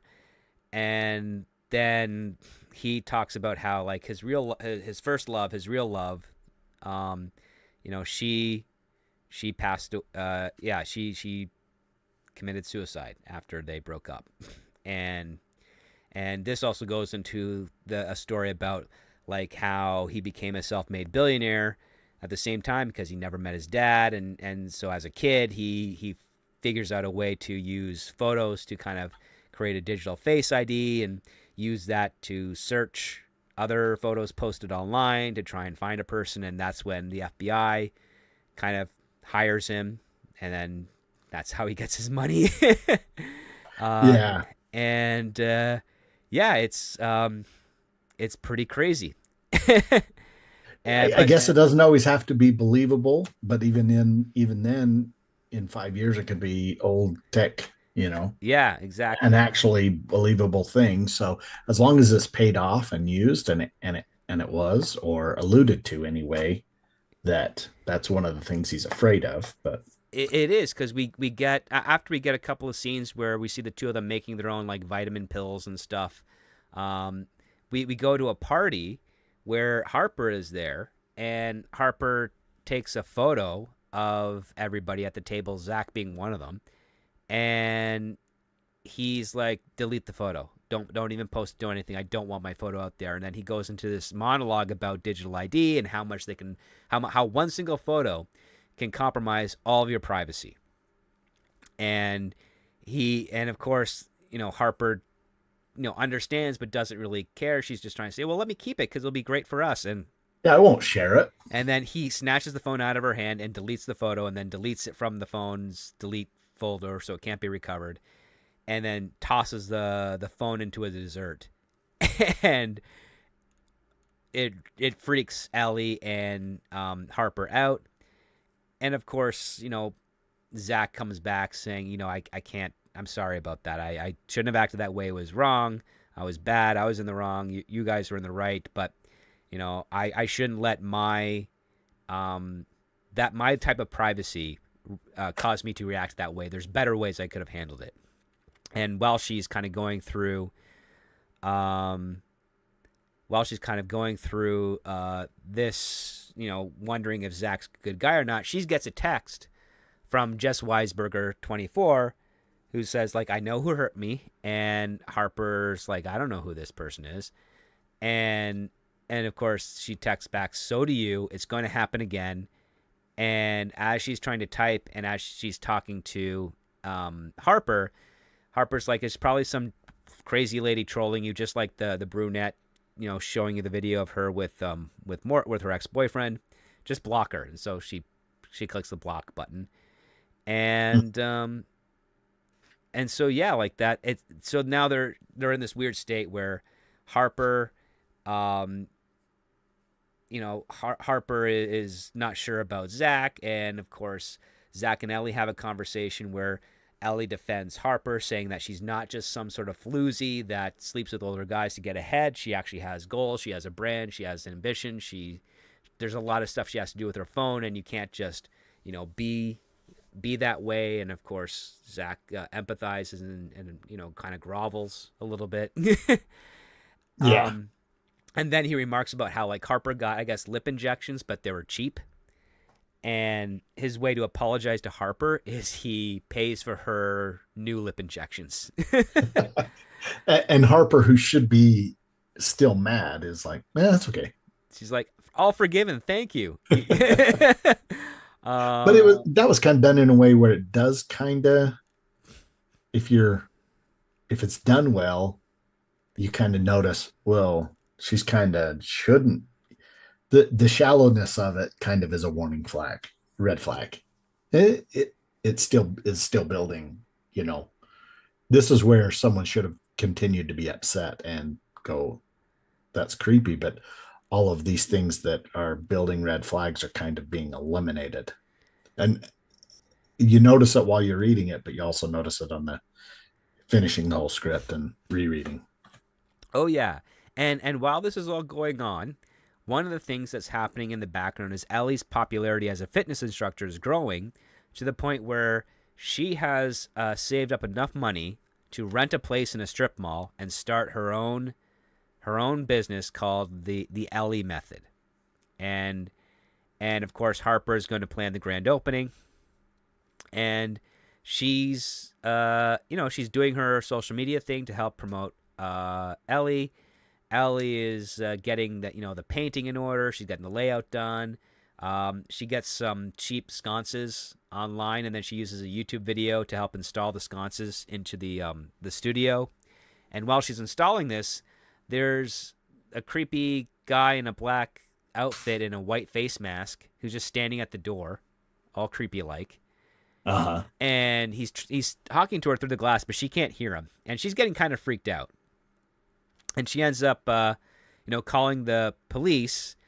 But when she looks up from her phone, the guy vanishes. And we get this really cool, crossfade of, like, sirens and everything.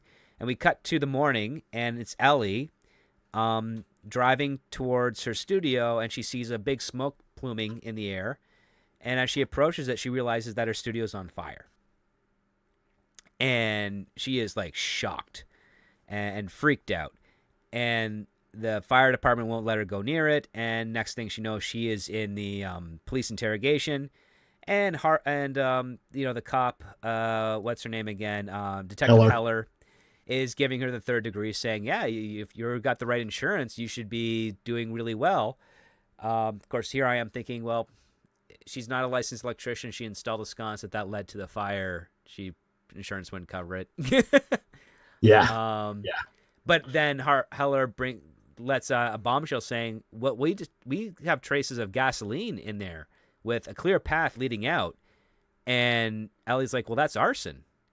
And now she's being investigated. They'll make maybe she did this as insurance fraud, but Yeah. Ellie, of course, did not do that.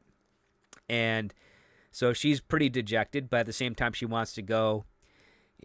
She's still in good sights with Zach, so she wants to. She's like, okay, well, insurance will pay for this. She could probably rebuild, and she's still the landlord's not, doesn't hate her yet. The only setback is that she still has to pay for rent while she's trying to rebuild, which is tight. But she figures, I'm gonna go and surprise Zach. So she gets onto a nice, sexy lingerie. She puts on the trench coat. She goes to his place.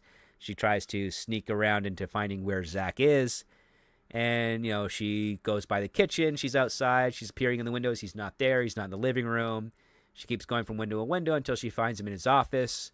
And he's watching what looks like an adult film. But the woman in the movie looks almost exactly like Ellie. Except, relatively the same age.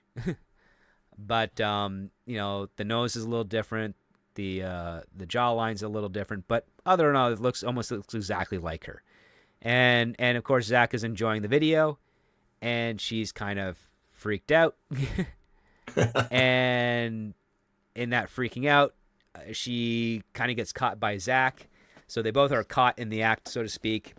And this is where Ellie is like, what's going on? Who is she? And she's like, it's like looking into a mirror, and Zach's saying, well, not exactly.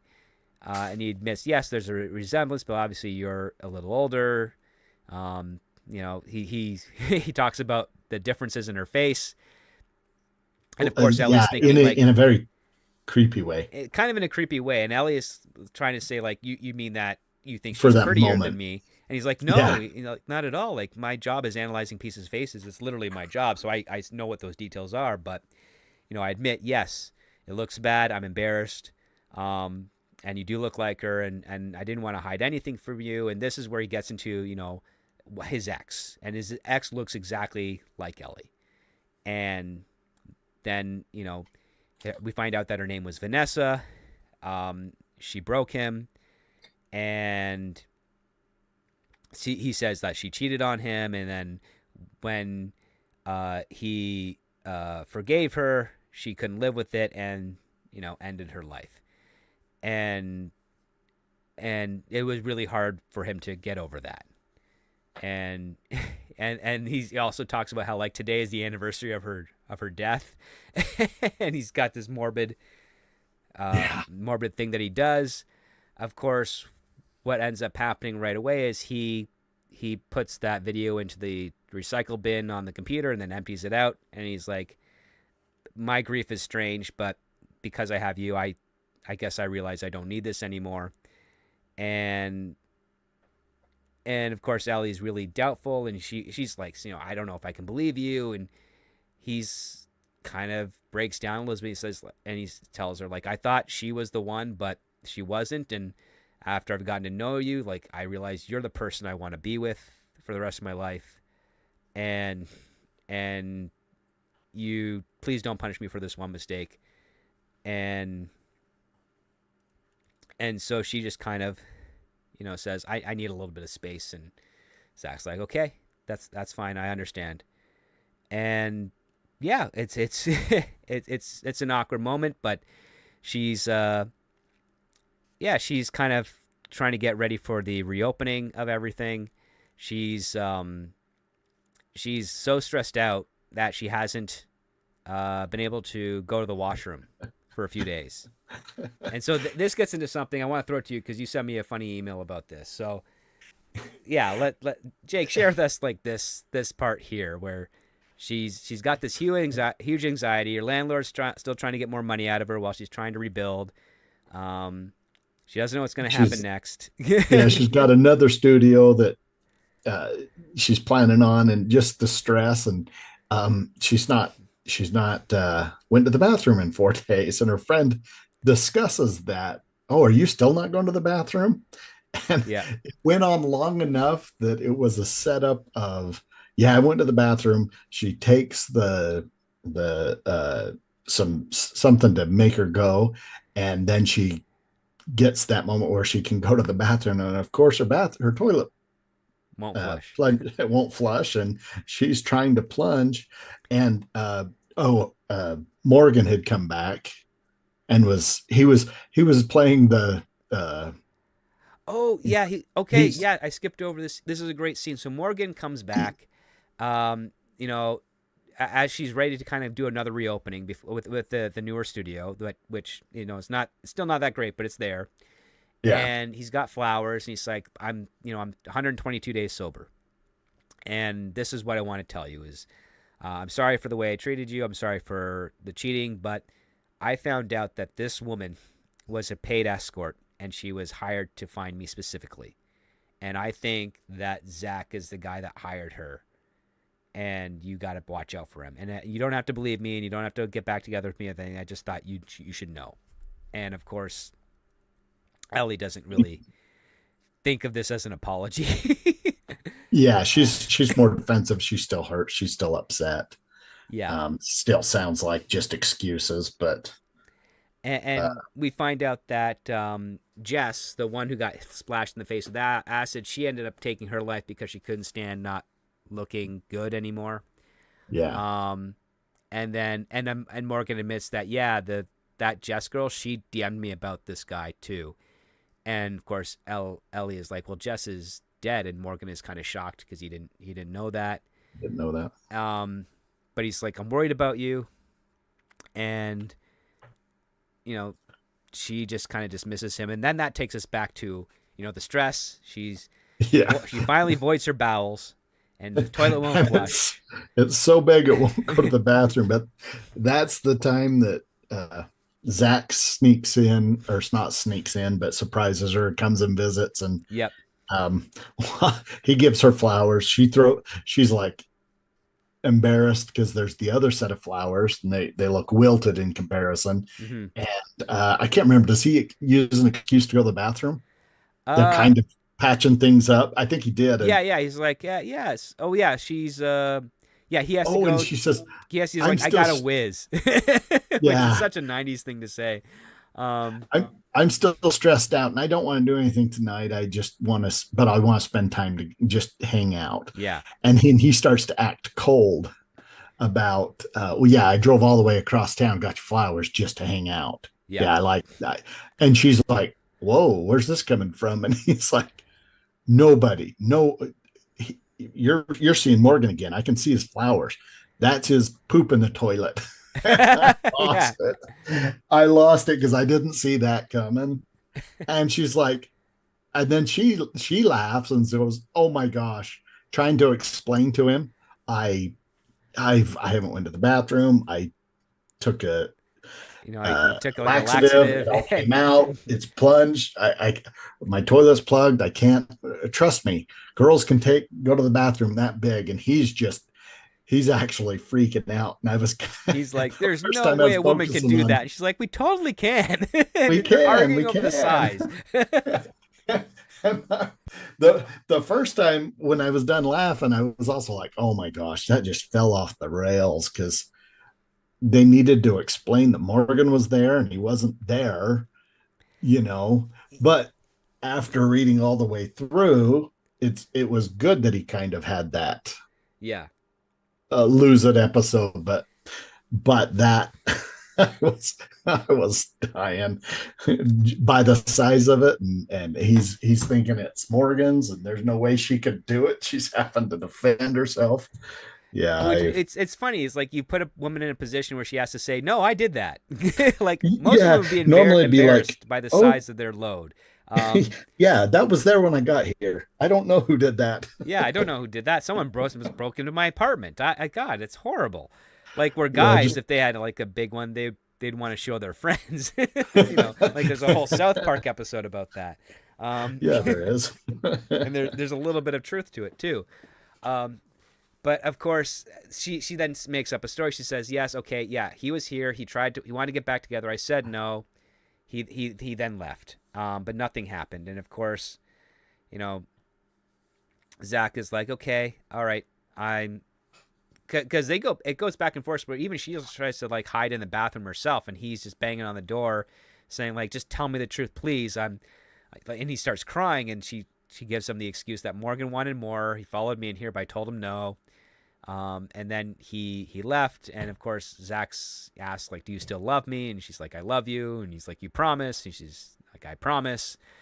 And then, he takes her hand, and he basically engages in a little bit of foreplay, which Ellie doesn't really want to do right now, but she decides to because she's trying to get into good graces with Zach, who's kind of scared her, and yeah, she's kind of forced into the situation of it yeah, too. You can see the dilemma of, I didn't want to, I don't want to, but anything to make this situation better. yeah. And then we get into something that I thought was a little bit of a contradiction, and that is, it's just before dawn. Zach is asleep peacefully. Ellie fishes out his phone from her. She wakes up, fishes out Zach's phone from his pants, and uses the phone screen to unlock the phone. And I'm thinking, I don't know if Zach would actually have that feature on his phone because he was so terrified about the his face having a digital photo that could be used on the internet. And again, putting face unlock on your phone, that goes. I mean, it's not easy to find on the internet, but the people who own that service have it, and they can do something. Anybody who can do what he can do is probably tapping into the metadata of that. Exactly. Potentially, it would imply that this face recognized this phone in this search tower. I could, especially where the FBI are using it, you would it's not too far of a leap to think that that's how his software would work. Right. And so I thought that's kind of weird because I think he would have just had the normal like 6-digit passcode because that's far more. I mean, it's secure, not as secure as like biometrics, but if he's terrified of biometrics, he would probably use that as his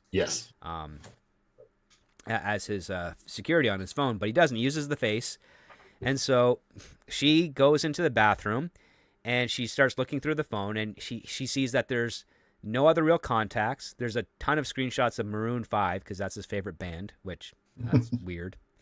And then she remembers the name that Morgan gave her of the escort service that he claims was Zach used to set him up. And so she finds it in the phone and calls, and the receptionist says, "Good morning, Mr. Henderson. How may we serve you today?" And Ellie's like, who's this Mr. Henderson? This is, it should be, Mr. Shaw. But she says, hi, I'm Mr. Henderson's new assistant. I'm planning an event for him and some of his friends next weekend. And, of course, the receptionist is like, oh, do you want the usual girls or would you like to try some of our newbies? And, of course, Ellie grimaces appropriately. And she's like, the usuals, and then says, would Stacy be available? Because Stacy is the name that Morgan shared with her. And, of course, the receptionist says, yes, Stacy loves Mr. Henderson and his friends. And she's like, okay, great. Could you just make a note that Mr. Henderson would prefer to be addressed by his first name? And the receptionist says, yep, sure thing. We'll instruct the girls to refer to him as Brett. And Ellie scribbles down the name Brett Henderson. And she's like, okay, I wonder what's going on here. And, of course, Zach gets up, and he's looking around the bed, and he's like, I can't seem to find my phone. And Ellie uses some sleight of hand, kissing him, pretends to spot the phone somewhere, picks it up, and says, oh, it's right here, you silly Billy type of thing. Yeah. And, this is where Zach kind of gives her, hey, like, do you want to, do you need any help with anything? And Ellie's like, no, I've got so much to do. I think it's important I do this part on my own, And Zach's like, okay, great. You're the star. Go do what you got to do. I'll go do my own business. And we cut to Morgan's apartment. And, of course, Morgan is trying to Google Zach Shaw and not finding anything. And, he's like saying, well, I can do a reverse image search. And she's like, I don't have any of him. And he doesn't like his photos being taken, and it's a facial recognition thing. And she's like saying like, well, try Brett Henderson, and you know, he's and we also have this other weird stuff, which I'm wondering why Ellie doesn't connect this. And on Ellie's phone, she has unanswered DMs sent to Jess Weisberger 24, and Jess Weisberger is the girl that killed herself. Like, and she doesn't make the connection. Yes. And I'm like, why is she not making the connection there? Like, she sends this person a text like, who is Brett Henderson? And of course, she's not getting an answer back. Yeah. And I think this is kind of odd here. Yeah. She even said to her friend when she was first getting the messages to Harper, she said, I don't know who this is. Yeah. And I'm like, yeah, that's Jess Weisberg, the lady the cop talked to you about that got acid thrown on her face. You would know this. She should know it. Yeah. It should have said, she lied. I don't know who this is. Instead of, did she really not know who it is? Had enough time went by that she had forgotten the 19-year-old that lost her job, that we as the audience are not going to have forgotten that by then, especially when it's written down. We may have forgotten the name, but yeah, I don't know. Maybe that's harder to connect, but that kind of bothered me. It felt weird that. Yeah, it felt a little off. It was moving the story forward, but it wasn't working for me. It wasn't working because these are DMs coming through an Instagram, which means that you can like go to the account and see the photos, and she should be able to recognize the face. Yeah, but she doesn't do that. But she does scroll through like who are the other people that this person follows, and of course it's Ellie, Harper, Morgan, Gobert, and then someone named Mackenzie Lewis for real, and then with the Bible fantastic gymnastics coach is Sunny in Phoenix, Arizona, and she goes through those posts, and there's on the Mackenzie Lewis for real, there's an old school yearbook photo of Vanessa, who looks a lot like Ellie, but of course they say better. And the caption that Mackenzie Lewis for real posts is like, I still miss you every day. Seems like only yesterday you were doodling Mrs. Vanessa Henderson in all of your notebooks. Excuse me. And you know, stuff like if you were alive, I knew you and Brett would still be madly in love today. She will be loved is on repeat in your honor. Thanks. And of course Ellie's like, oh my God, this person knows Vanessa. They know Brett Henderson. That name's connected to Zach. I gotta figure out, you know, what's going on here. Something's weird. And this is all happening after Zach has just financed a brand new studio for her that is called Lem THD, because they got rid of most of the vowels, because apparently that trend's better on social media. Which length. I'm working at a length today. And so Ellie's got like Ellie has the controlling interest in the company, and some of his friends have invested in it, and of course Morgan has reallocated her resources for the original opening to this new one, and not Morgan, Harper, and so she's telling Morgan like, I have to go to Phoenix, and Morgan's like, you can't go to Phoenix, you got your opening like day after tomorrow. It's that's nuts. That you've been dreaming for this for years. And Ellie's like, I don't know what's going on, but I gotta find out what is this, and I need to do this. And it's a weird scene because excuse me, because like Morgan's saying like maybe she just go to the police, and Morgan's kind of trying to say like, you know, you definitely can't go to this opening or anything, and she's like, well, I have to go to the opening, and I have to go to Phoenix, and I got to find out what's going on, because I'm this brand, and if Zach has got something up that's weird, I need to know now, and if he doesn't, then I at least need to know what's going on. And Morgan is just of course saying like, I can't help you if you don't go to the cops, and I also can't help you going to Phoenix because I have commitment at his meetings. And this is where we get another joke where he's like, I bring the cupcakes to celebrate people's birthdays. It's like, it feels Yeah. odd, but it's there. Yeah. and Yeah. and of course, like Ellie's like, I'd like you to be there, but could you cover someone for you? And she's like, no, I talked to my sponsor, and he doesn't think me being around you is good for me. And you're like, okay, we're getting more into the comedy a bit after, like this is the levity after the intensity of finding out that there was a Yeah. Brett Henderson. He was in love with a Vanessa. They're in Phoenix, Arizona. Something is up. Mystery presented. Determination to solve. So as Ellie's like, on her way to Phoenix, Arizona, she gets a call from Detective Heller, who says, we picked up your masked man with the van, and he had some very interesting things to say. And Ellie's like, oh, did he confess? She's like, why don't you come down to the station and talk to him yourself? And of course, she's in the middle of the interstate. She's like, well, schedule's busy right now.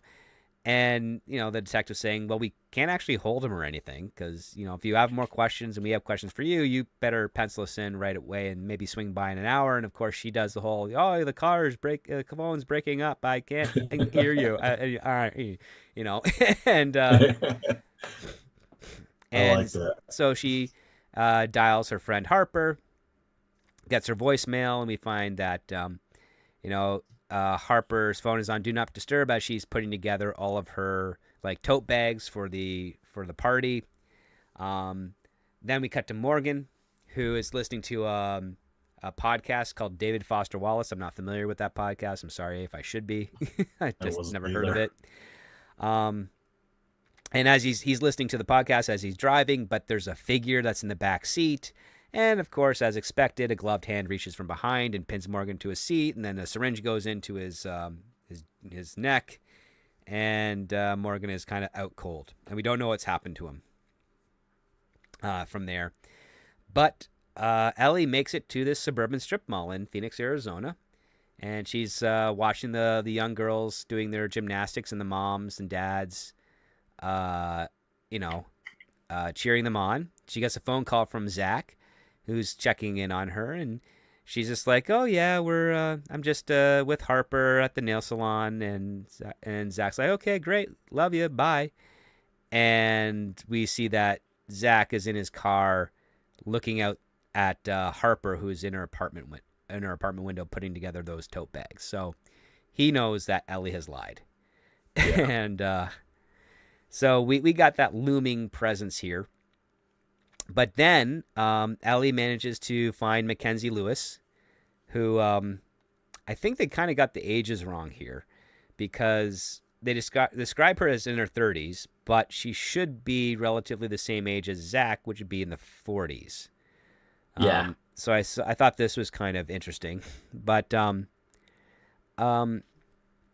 yeah, so she's kind of coaching a group of tweeny girls, and Jane is 12, and Jane's, I guess, her daughter. So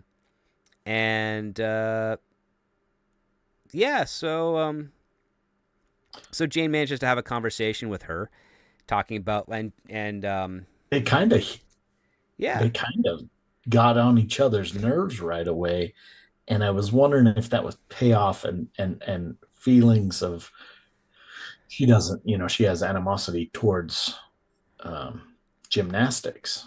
And gymnasts in general, and show moms and stuff, and the way she's treated. Yeah, they fight. They fight a little bit because Ellie is so like Jane's a little girl, and she's like, I want to do this, and of course her mom's like, well, your ankle's kind of injured, and I don't want you getting that worse. And Ellie, of course, is saying, your daughter's right. If she stops too long, she'll fall behind and won't be able to catch up. And there goes, all the future possibilities. And Mackenzie's like, that's not why we do it here. We do it to have fun. The other girl that you saw, the one that did all those amazing things, yeah, her mom is just waiting for a payday so that they can go to a more expensive gym and coach out in Las Vegas or something. Me, I'm just here to, exercise, teach these girls some fun stuff, and, it's not make it their be-all of the world. And Ellie it takes a minute for her to kind of get into the conversation about Vanessa. And it's kind of an awkward thing because we get a quick aside with Harper, who activates her phone out of do not disturb mode and sees that she's got 5 missed calls, 58 missed texts from Bestie. Before she could open it up, someone rings on her doorbell. She leaves the phone to answer, and she finds Zach there. And we go back to the gymnastics studio where Ellie is asking about Brett. And, of course, Mackenzie's like, well, he's just been off the grid for so long. I don't even know if he's changed his name or what's going on with him. And she's like, well, I mean, I wanted to ask, is there a chance that Brett may have, done something to Vanessa? And, of course, Mackenzie's like, no, it's impossible. But they're going back and forth that he's different and everything, and of course she's saying like, yeah, Brett told me the story of that he was the one who found her, and Mackenzie's like, what do you mean found her? Brett was in the hospital that night, and Ellie's like, well, what happened to him? And she's like, of course Mackenzie says he got attacked by acid, the same thing that took out Jess, and she says some psycho threw acid in his face and almost killed him, totally random, and then she goes into like, it wasn't just that Brett was like this gorgeous man, but he was also kind. And, she had a bad acne her freshman year, and her boyfriend from summer camp dumped her, and she just felt like horrible. But Brett said that she was beautiful, and he ended up pretending to be her boyfriend while she was at camp so that the other kids wouldn't make fun of her. And then, her acne cleared up and she looked a lot better. And that was basically it. And Ellie asks, well, if Brett didn't find Vanessa because he was in the hospital, who did? And then Mackenzie reveals, oh, it was this guy named Eugene Beek. And he was her tutor. And nobody liked him because he was a creep. And he was obsessed with her. And then she elaborates that, oh, yeah, like Beek found her because he was probably trying to peep through her window in the first place. And she asks, oh, do you think Eugene could have killed her? And Mackenzie's like, oh, no, he was too scrawny and pathetic. He couldn't have taken her if he tried. And this is the big kind of new mystery. Like, what's going on? Who is this Eugene Beek? Is Zach Eugene, or is he really Brett? Or or is the guy that attacked Jess, is that Eugene? And Zach is just a guy caught in the middle type of thing. Yeah. But as Ellie returns back to LA, her phone starts exploding with people on social media insulting her. And we find out that some of the people that are scheduled to show up for a grand opening have decided to cancel. Harper, she manages to talk to Harper, and Harper says, yeah, I'm giving up partying. I'm going back, party planning. I'm going back home. I'm getting out of here because Zach came by and he shared with me what you said about me, and I don't want to be friends with you anymore. And this is the message where Ellie was defending Harper originally, and Zach had re-edited it to make it sound like she was criticizing Harper. And so her life is kind of falling apart. And this is kind of where we have to cut off for spoilers, because the next leg of this script gets pretty dark, and it's something I'd prefer those listening to check out for themselves to make their own decisions. So Jake, what are some of your thoughts on this last little leg here? Yeah, the last little leg kind of was janky. It gave you information you needed to know when you needed to know it. Mm-hmm. And leads me right back to, is there more depth to the story that, I'm including the stuff that needed to happen, but the short story or story covered it better. And so it works, but it also feels like it has to happen for it to move forward. And so is it a bad thing, good thing? But it felt out of, either there was too much stuff you're trying to put in there and you had to quickly make it fit, or, there's no depth to what it's convenient that she gets on this and finds this person's name, and it's convenient that she didn't know who Jess Weisberg was at the beginning and or in the middle of the story. Mm-hmm. Those type of conveniences are starting to add up. Yeah. But where everything else is written so, well, I'm giving it the benefit of the doubt, saying I'm betting the story has more depth, and you just had to include it because it's important. Mm-hmm. It pays off, and I can see it, and it's there. So I guess I'm feeling like, and also maybe the stuff we can't talk about. Everything happens fast, Oh yeah. and as thrillers tend to do. Um, so sometimes when you jump into a mystery or a thriller, or even, I know this isn't a slasher movie where there's a monster, a supernatural monster, you accept a lot of things because you know the premise. There's people going, well, okay, so this isn't a slasher, but if it was a slasher and there was a supernatural monster, when the characters keep getting themselves in situations where their lives are in danger, you don't question it. You don't go, oh my gosh, that's so out of, it's what's needed to keep moving the story forward. This is a thriller. Thrillers and mysteries kind of allow a little bit of, you accept that because you kind of read the signs leading up to, okay, there are some creepy things, there are things happening to her, so maybe she's not just stumbling across information, even though technically you look at it, she's stumbling across exactly what she needs to know to move the plot forward. You don't really think about it because at that point you're invested so much into the story, you just want to see the next scene play out and lead to the next scene, and you can feel it's been building. Yeah. So started out slow, sped up, and went through. So I it's not really a criticism, but that's how I felt reading it. Maybe it'd be different watching it. Yeah. I mean, yeah. The way that I see this is that there's a lot of things about it that's competently written, but there's some other aspects of it where you kind of get a little bit too ahead of the screenplay, and some of the stuff that you're setting up, or that the writer in this case is setting up, I think is done maybe too subtly. I mean, well, maybe it requires a lot more heavy lifting from the talent, if this were to be done on screen, Yeah. because she hits every payoff. Like every Yes. setup that she puts in there, it's paid off, and I have to give her nods to that, because that's really really good writing in that regard. She's keeping track of everything that she set up, and she's making sure it gets paid off, and it works for the purposes of the story. It actually does work, but it works more on the functioning level. Does it work on the entertainment side of the level? Does it work on the level where you can see your typical audience say, follow the pieces, not get too far ahead of the story, and then be satisfied with the revelation?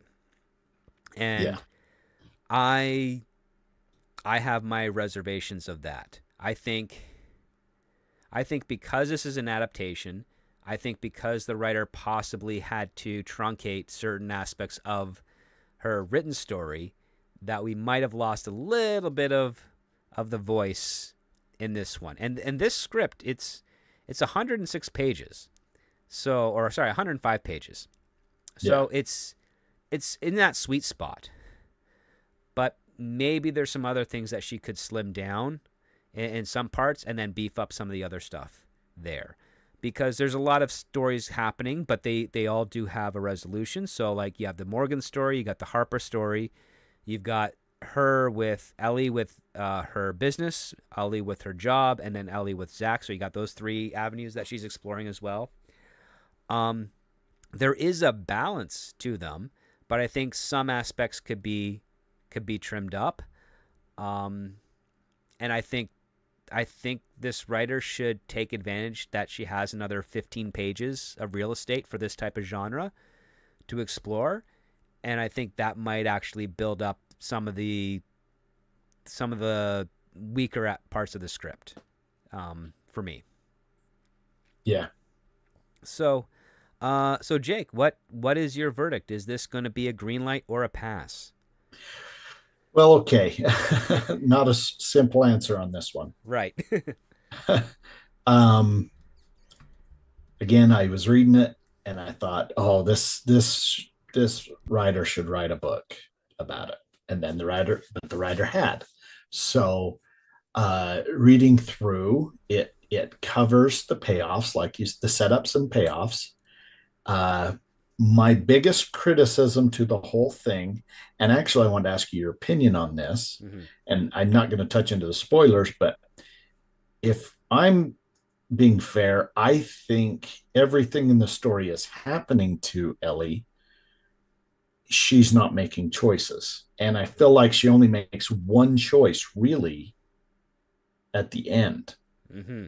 And so it's kind of is that a genre or a storytelling? Is that good or bad? Is what I'm asking you because she has a job, she loses the job. Yep. The person who gets the job gets removed, and it all sets up. It's actually part of the story. There are reasons for it. If you believe in the big ask, you're fine with that.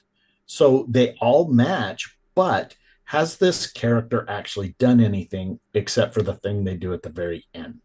So is that okay to tell a story where a person is just experiencing life and maybe it's the deeper depth to the message where she did what her mom wanted to do, now she's working hard, Hmm. she's not successful, and maybe the choice she makes, but was that the intent? That I don't really care for a character that has been or a story that drags the character along for the ride, but maybe they are the eye for the audience. um so we're just how we're watching it. So I guess I'm going, yes, I there's so many things I liked about it. That's not the worst thing if you look at it, because there's a lot of times I've watched a show where it's got a lot of really good visuals. So it's kind of a superficial visually, there's a lot of uh things that appeal to uh the female audience, I guess, Okay. maybe. Hmm. You've got the whole pressure to look a certain way, the pressure to improve yourself, and all of that stuff. So it kind of matches the general tone of the story. Even if it's something I'm not going to watch personally, it appeals to its audience. Um, but the um, sorry, No, it's I kind okay. of lost my thought for a second. Um, but the if you rely only on those visuals, Hmm. then it just becomes something that a streaming service picks up, throws in one of its monthly releases, and whether you watch all of it or not, doesn't matter. Also, there on the other hand, if this show has a following because of a book, and if it were to blow up or have multi-level of marketing, or that's good because it continues on, or there are other avenues for success or other audiences to be brought in rather than I picture somebody like Netflix picking this up with the way that the story's told, and the things that are shown. It's pretty hard are the way it's written. Is that fair, or would a director, could they tone it down but still show make it not be rated R, but uh, still presentable in a theater? Anyway, I see it as a streaming service, and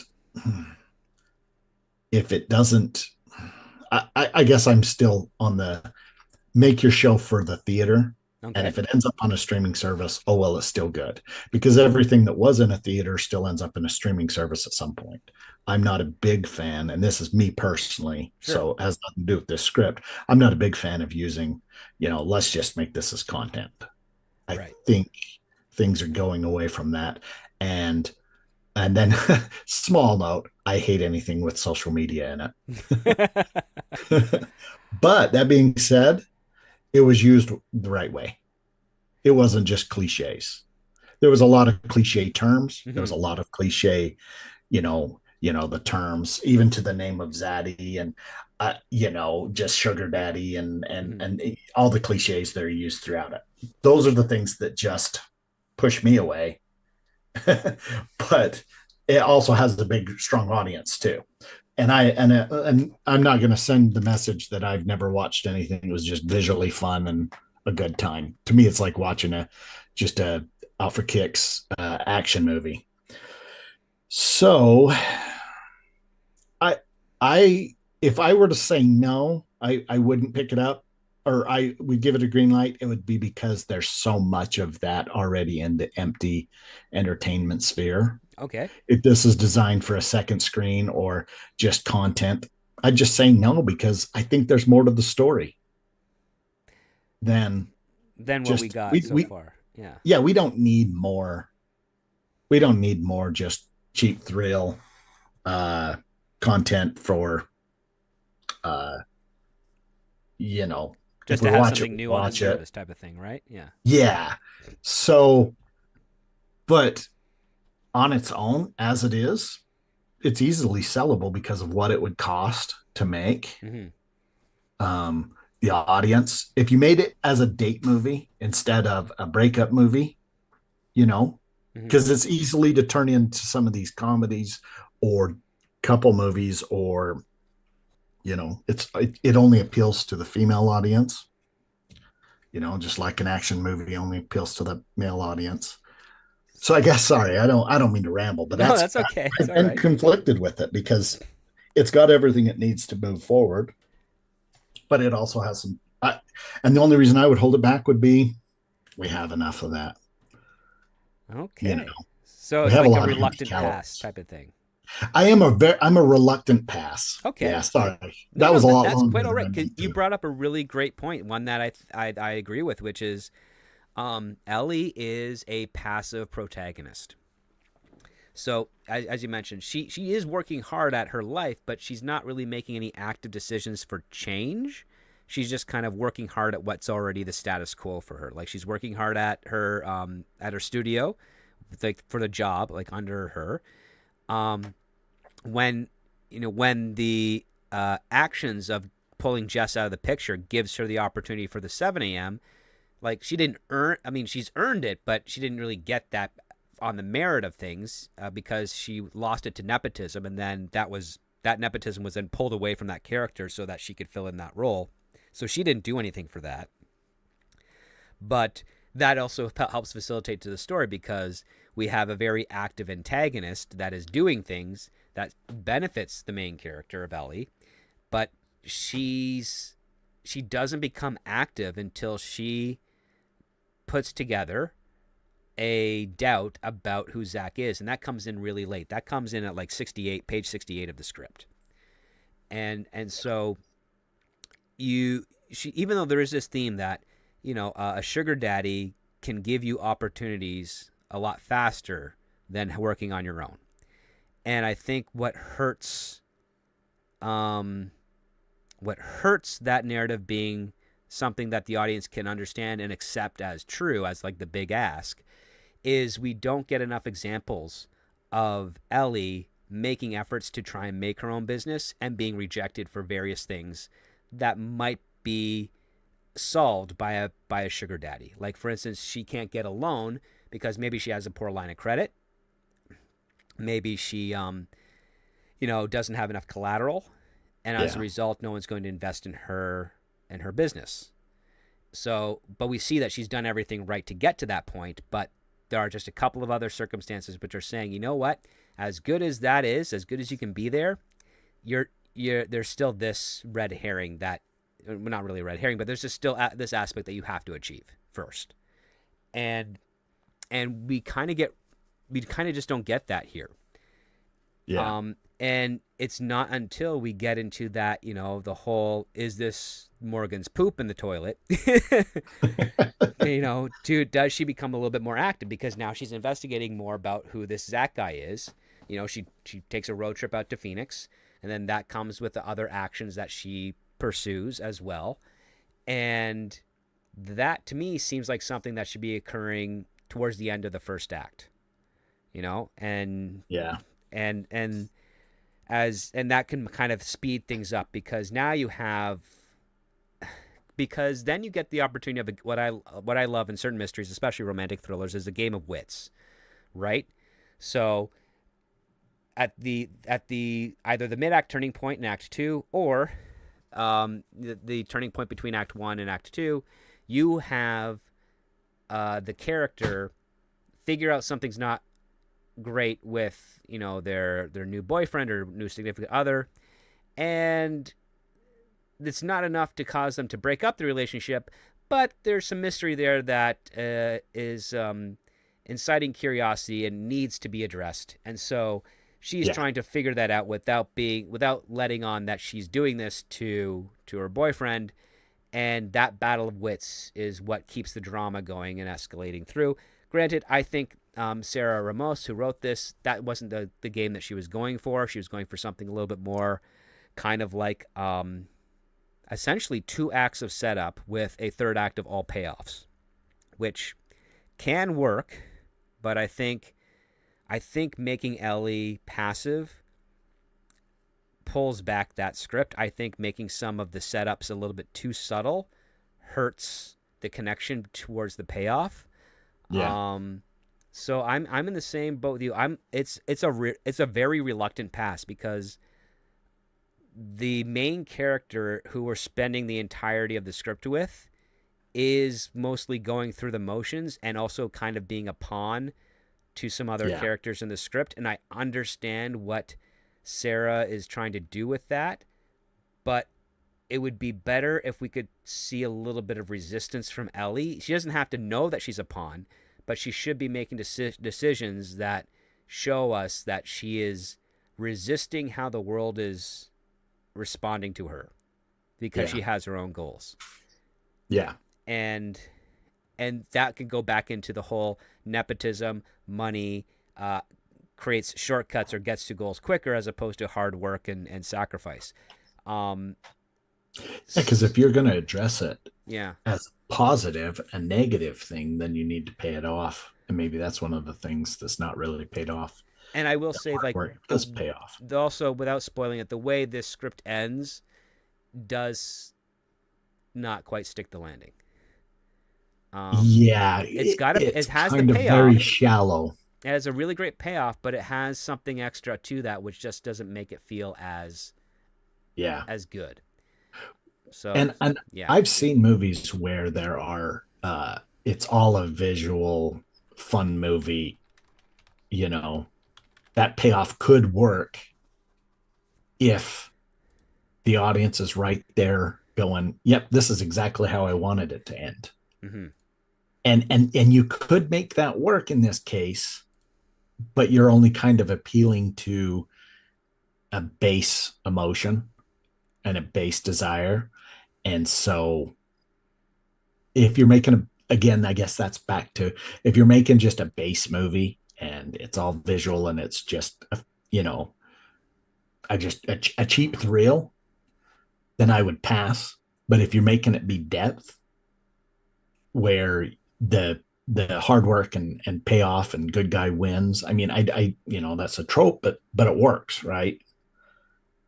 And it's all there. I think you could do either very easily.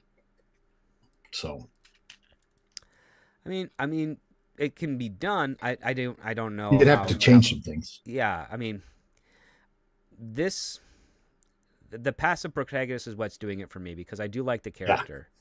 Yeah. And I like Harper, and Zach is an interesting character as well.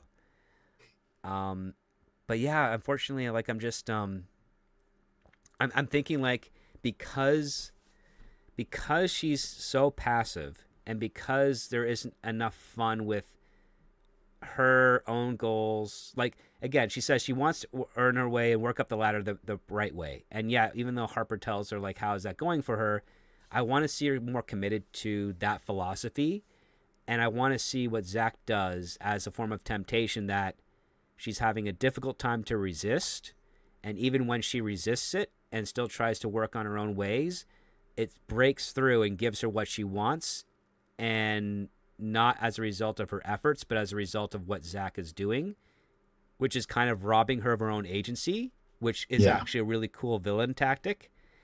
And I'd like to see how she reacts to that. So, Yeah, I mean, yeah. if she realizes she's passive and she battles and it's even all in the last little bit, that would even be, and she kind of leans into it the other way. Or at least that's the way it alluded to. Yeah, and So I'm not trying to unfortunately, throw anything off. I hope I haven't, but yeah, but unfortunately, first spoiler. like turning a passive character into an active character is a big undertaking. Do you remember the show where the family that invented board games, and it had that what's his face from The Matrix, and Was it Lawrence uh, Fishburne?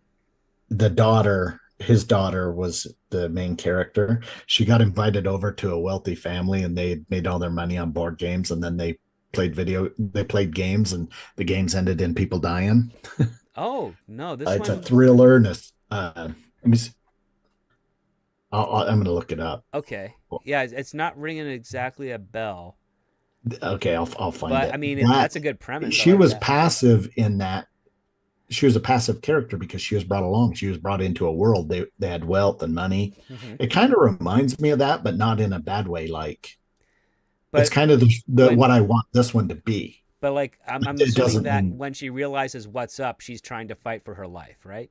yes. Okay, so that's the that's different. So that would usually be Yeah, at the and mid-act turning point, where in this case here, she doesn't have. I mean, Ellie doesn't have that type of motivation, nor does she have that threat. Really, it's all just the mystery of what's going on with Zach, what's going on with this Brett character, what's going on with this Eugene character, and that revelation comes really late into the script. yeah, too late to do anything about it. I mean, without spoiling it, yeah, that's pretty much Right. is an aspect to it, and that's why I'm also on the reluctant pass type of thing, because if your main characters should be active, they should be trying to improve their life, and your antagonist is either, I mean, is there to either improve improve their own lives, the antagonist's own lives, or ruin the lives of the protagonist so that they can get something of their own personal benefit out of it as well. Um, when you Somewhere have only one weaving. of those two being active, it does kind of pull the wind out of the sails of Yeah. what you're trying to do. Yes. But I will say there are a lot of elements in this script, because and if Sarah is listening to this by chance, I mean, don't try and think that we're hating on you or the work. I'll just Oh, say like absolutely. the I think she's a good writer. I I think she's think the great. plot of this, I think this script got its votes and its placement because of the plot and what the antagonist is doing Yeah. versus how the protagonist is handling their own story. Yeah. Um, and I think that might send. I mean, maybe I'm wrong, but I think that might send Sarah the wrong message here, because we like characters that we root for that are trying to achieve something. Like even in the horror films where you have the last girl, right? Her motivation is she's trying to survive. And in some cases of that, she is going to try to survive by way of killing the attacker. And the odds are stacked against her because the attacker is clearly faster, stronger, or supernatural power. But it's not her strength that's going to make her survive, it's her wits. And that's why we like, Jamie Lee Curtis in the Halloween series. That's why we like um, uh, is it Nancy in Nightmare on Elm Street, Yeah. Sid in the Scream series, all of those types of characters. Like, we know the odds are stacked against them, but they're still active enough trying to survive. And they each have an active story going on. They're not just reactive. They're not passive. They're not being manipulated. So much so that we don't see them trying to do their own thing. So yeah, I mean, I think, yeah, that's why. So I guess for you and me, Jake, we're on the reluctant pass side of things. I've thrown a poll out to the live chat. They have voted 100% in favor of pass. And over on the Patreon side of things, We also have the votes for pass as well. So they were not in sync with the executives at the blacklist. Um, Unfortunately, no additional comments on the Patreon side of thing on this part, because I'm curious. I wonder if the people who listen to the show, or maybe got a chance to read the script, if they're in the similar boat to us, being able to acknowledge, well, it's well written. Every setup has got a payoff. Setups are a little soft though. Characters a little too passive, but the plot, the scheme of the antagonist in this script, pretty good. Definitely a little different, but has airs of some familiarity to it. So that it has that same but different aspect to it. Yeah. But yeah, a passive main character makes for a passive experience with a story. Like even when you go to what's that, Sleeping with the Enemy, Julia Roberts film, right? Like what's Yeah. very active about that is she fakes her death to get away from Yeah. her abusive husband, and she's no longer passive. She's living a brand new life, and she's trying to make it work, and while still hiding from her husband, and we love that type of story. But in here, we have a woman who she's going through her emotions. She has her goals, but her victories are not hers to be earned, and she's not questioning it in the way that I think another type of writer would have addressed that situation. There's not as much activity for her going on. Like she's just doing her classes, and we're skipping week by week, and she's in this relationship with Zach, and some things are getting better, and then only when we see her like install a wall sconce does her thing burn down, and then we realize, oh, it's not from an electrical issue, it's from arson, which means someone burned it down against her. And then does she try to pursue that with the authorities? No. Do we get any pressure from the authorities on the investigation on her side where she's defending herself? No. It's missing a couple of aspects that would really kind of nail this down as a solid, fun script. And in my head canon, she put all those aspects in her book. her Audible book. Yeah. Her Audible. So maybe she did. I might have to go explore and check it out. But before I do that, let's go over to the live chat, because we have a 99-cent pooper sticker from the Dead Man. So thank you very much for that, Dead Man. I understand you're going to a tribute Ozzy Osbourne tribute concert tonight, so I hope you enjoy yourself there. And on top of that, we also have need to follow that up with a plunger. Gosh, probably could. We also have Bass Player 2011 Iffy, who donated $5. He said, "This isn't a book; it's an Audible audio drama. So what you are reading is what you get." Okay, yeah, possible. That's entirely possible. Okay, interesting. Okay. I mean, I do have an interest in checking out the Audible. I want to see how that drama is, because I do like good Audible dramas. In fact, little shameless promotion for a friend of mine, the channel, Mr. Robert Meyer Burnett. He has an audio drama out there called True Noir, which I highly recommend you go check out. I've been so busy I haven't been able to complete my review of the series, but I really enjoyed it. You can find it where you get all your podcasts, of course, but you can also find it at truenoir.co, if I'm not mistaken. I'm just going to double check. Yes, you can find it there, which is it's Max Allen Collins' book, and so yeah, give that a check out as well. It's a fun audio series. But for this, I want to thank Jake for spending the first day of the long weekend, Labor Day weekend, with me talking about this script. A great show, lots to talk about of this story, which is always good, because it showcases that this writer has some skill and talent. Even though it wasn't exactly to our taste, I still want to thank her for completing the script, getting it out there, congratulating her on the placement, because that is no easy thing to get. And I do hope that if this goes the distance, it works out well and is one heck of an entertaining romp for the people that like it. Absolutely. With that being said, any final thoughts, Jake, before we call it a night? No, not really. I guess I do want to say, yeah, Sarah, you know what? don't take anything I said as uh, to heart, other than it's meant in well, and I have nothing but respect. Because writing and making something, you know, you got put on the list, the blacklist, seventh placement.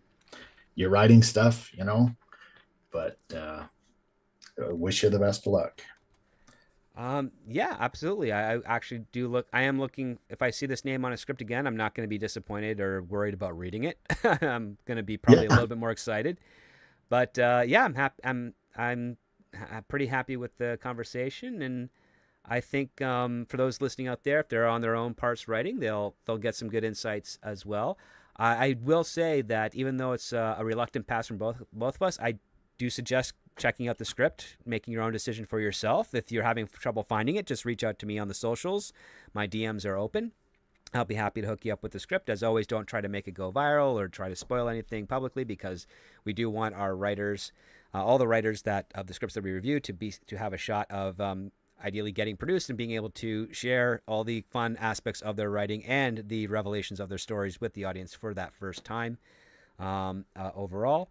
But yeah, I want to thank you, Jake, for joining me on the Labor Day weekend show. And I want to thank everyone out there listening in live. And of course, as always, listening on the replay.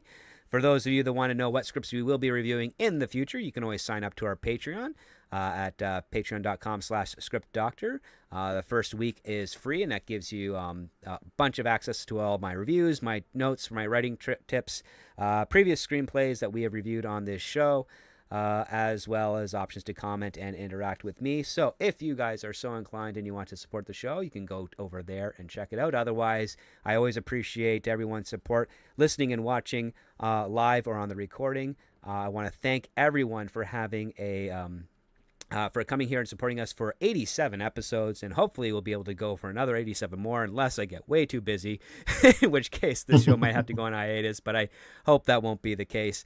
I love talking about screenplays. I love talking with hosts like you, Jake, and all the people out there listening in, reading their comments and sharing their thoughts on that as well. I want to wish you all a wonderful Labor Day weekend, and until next week, guys, remember, when it comes to great story, it all starts with the script.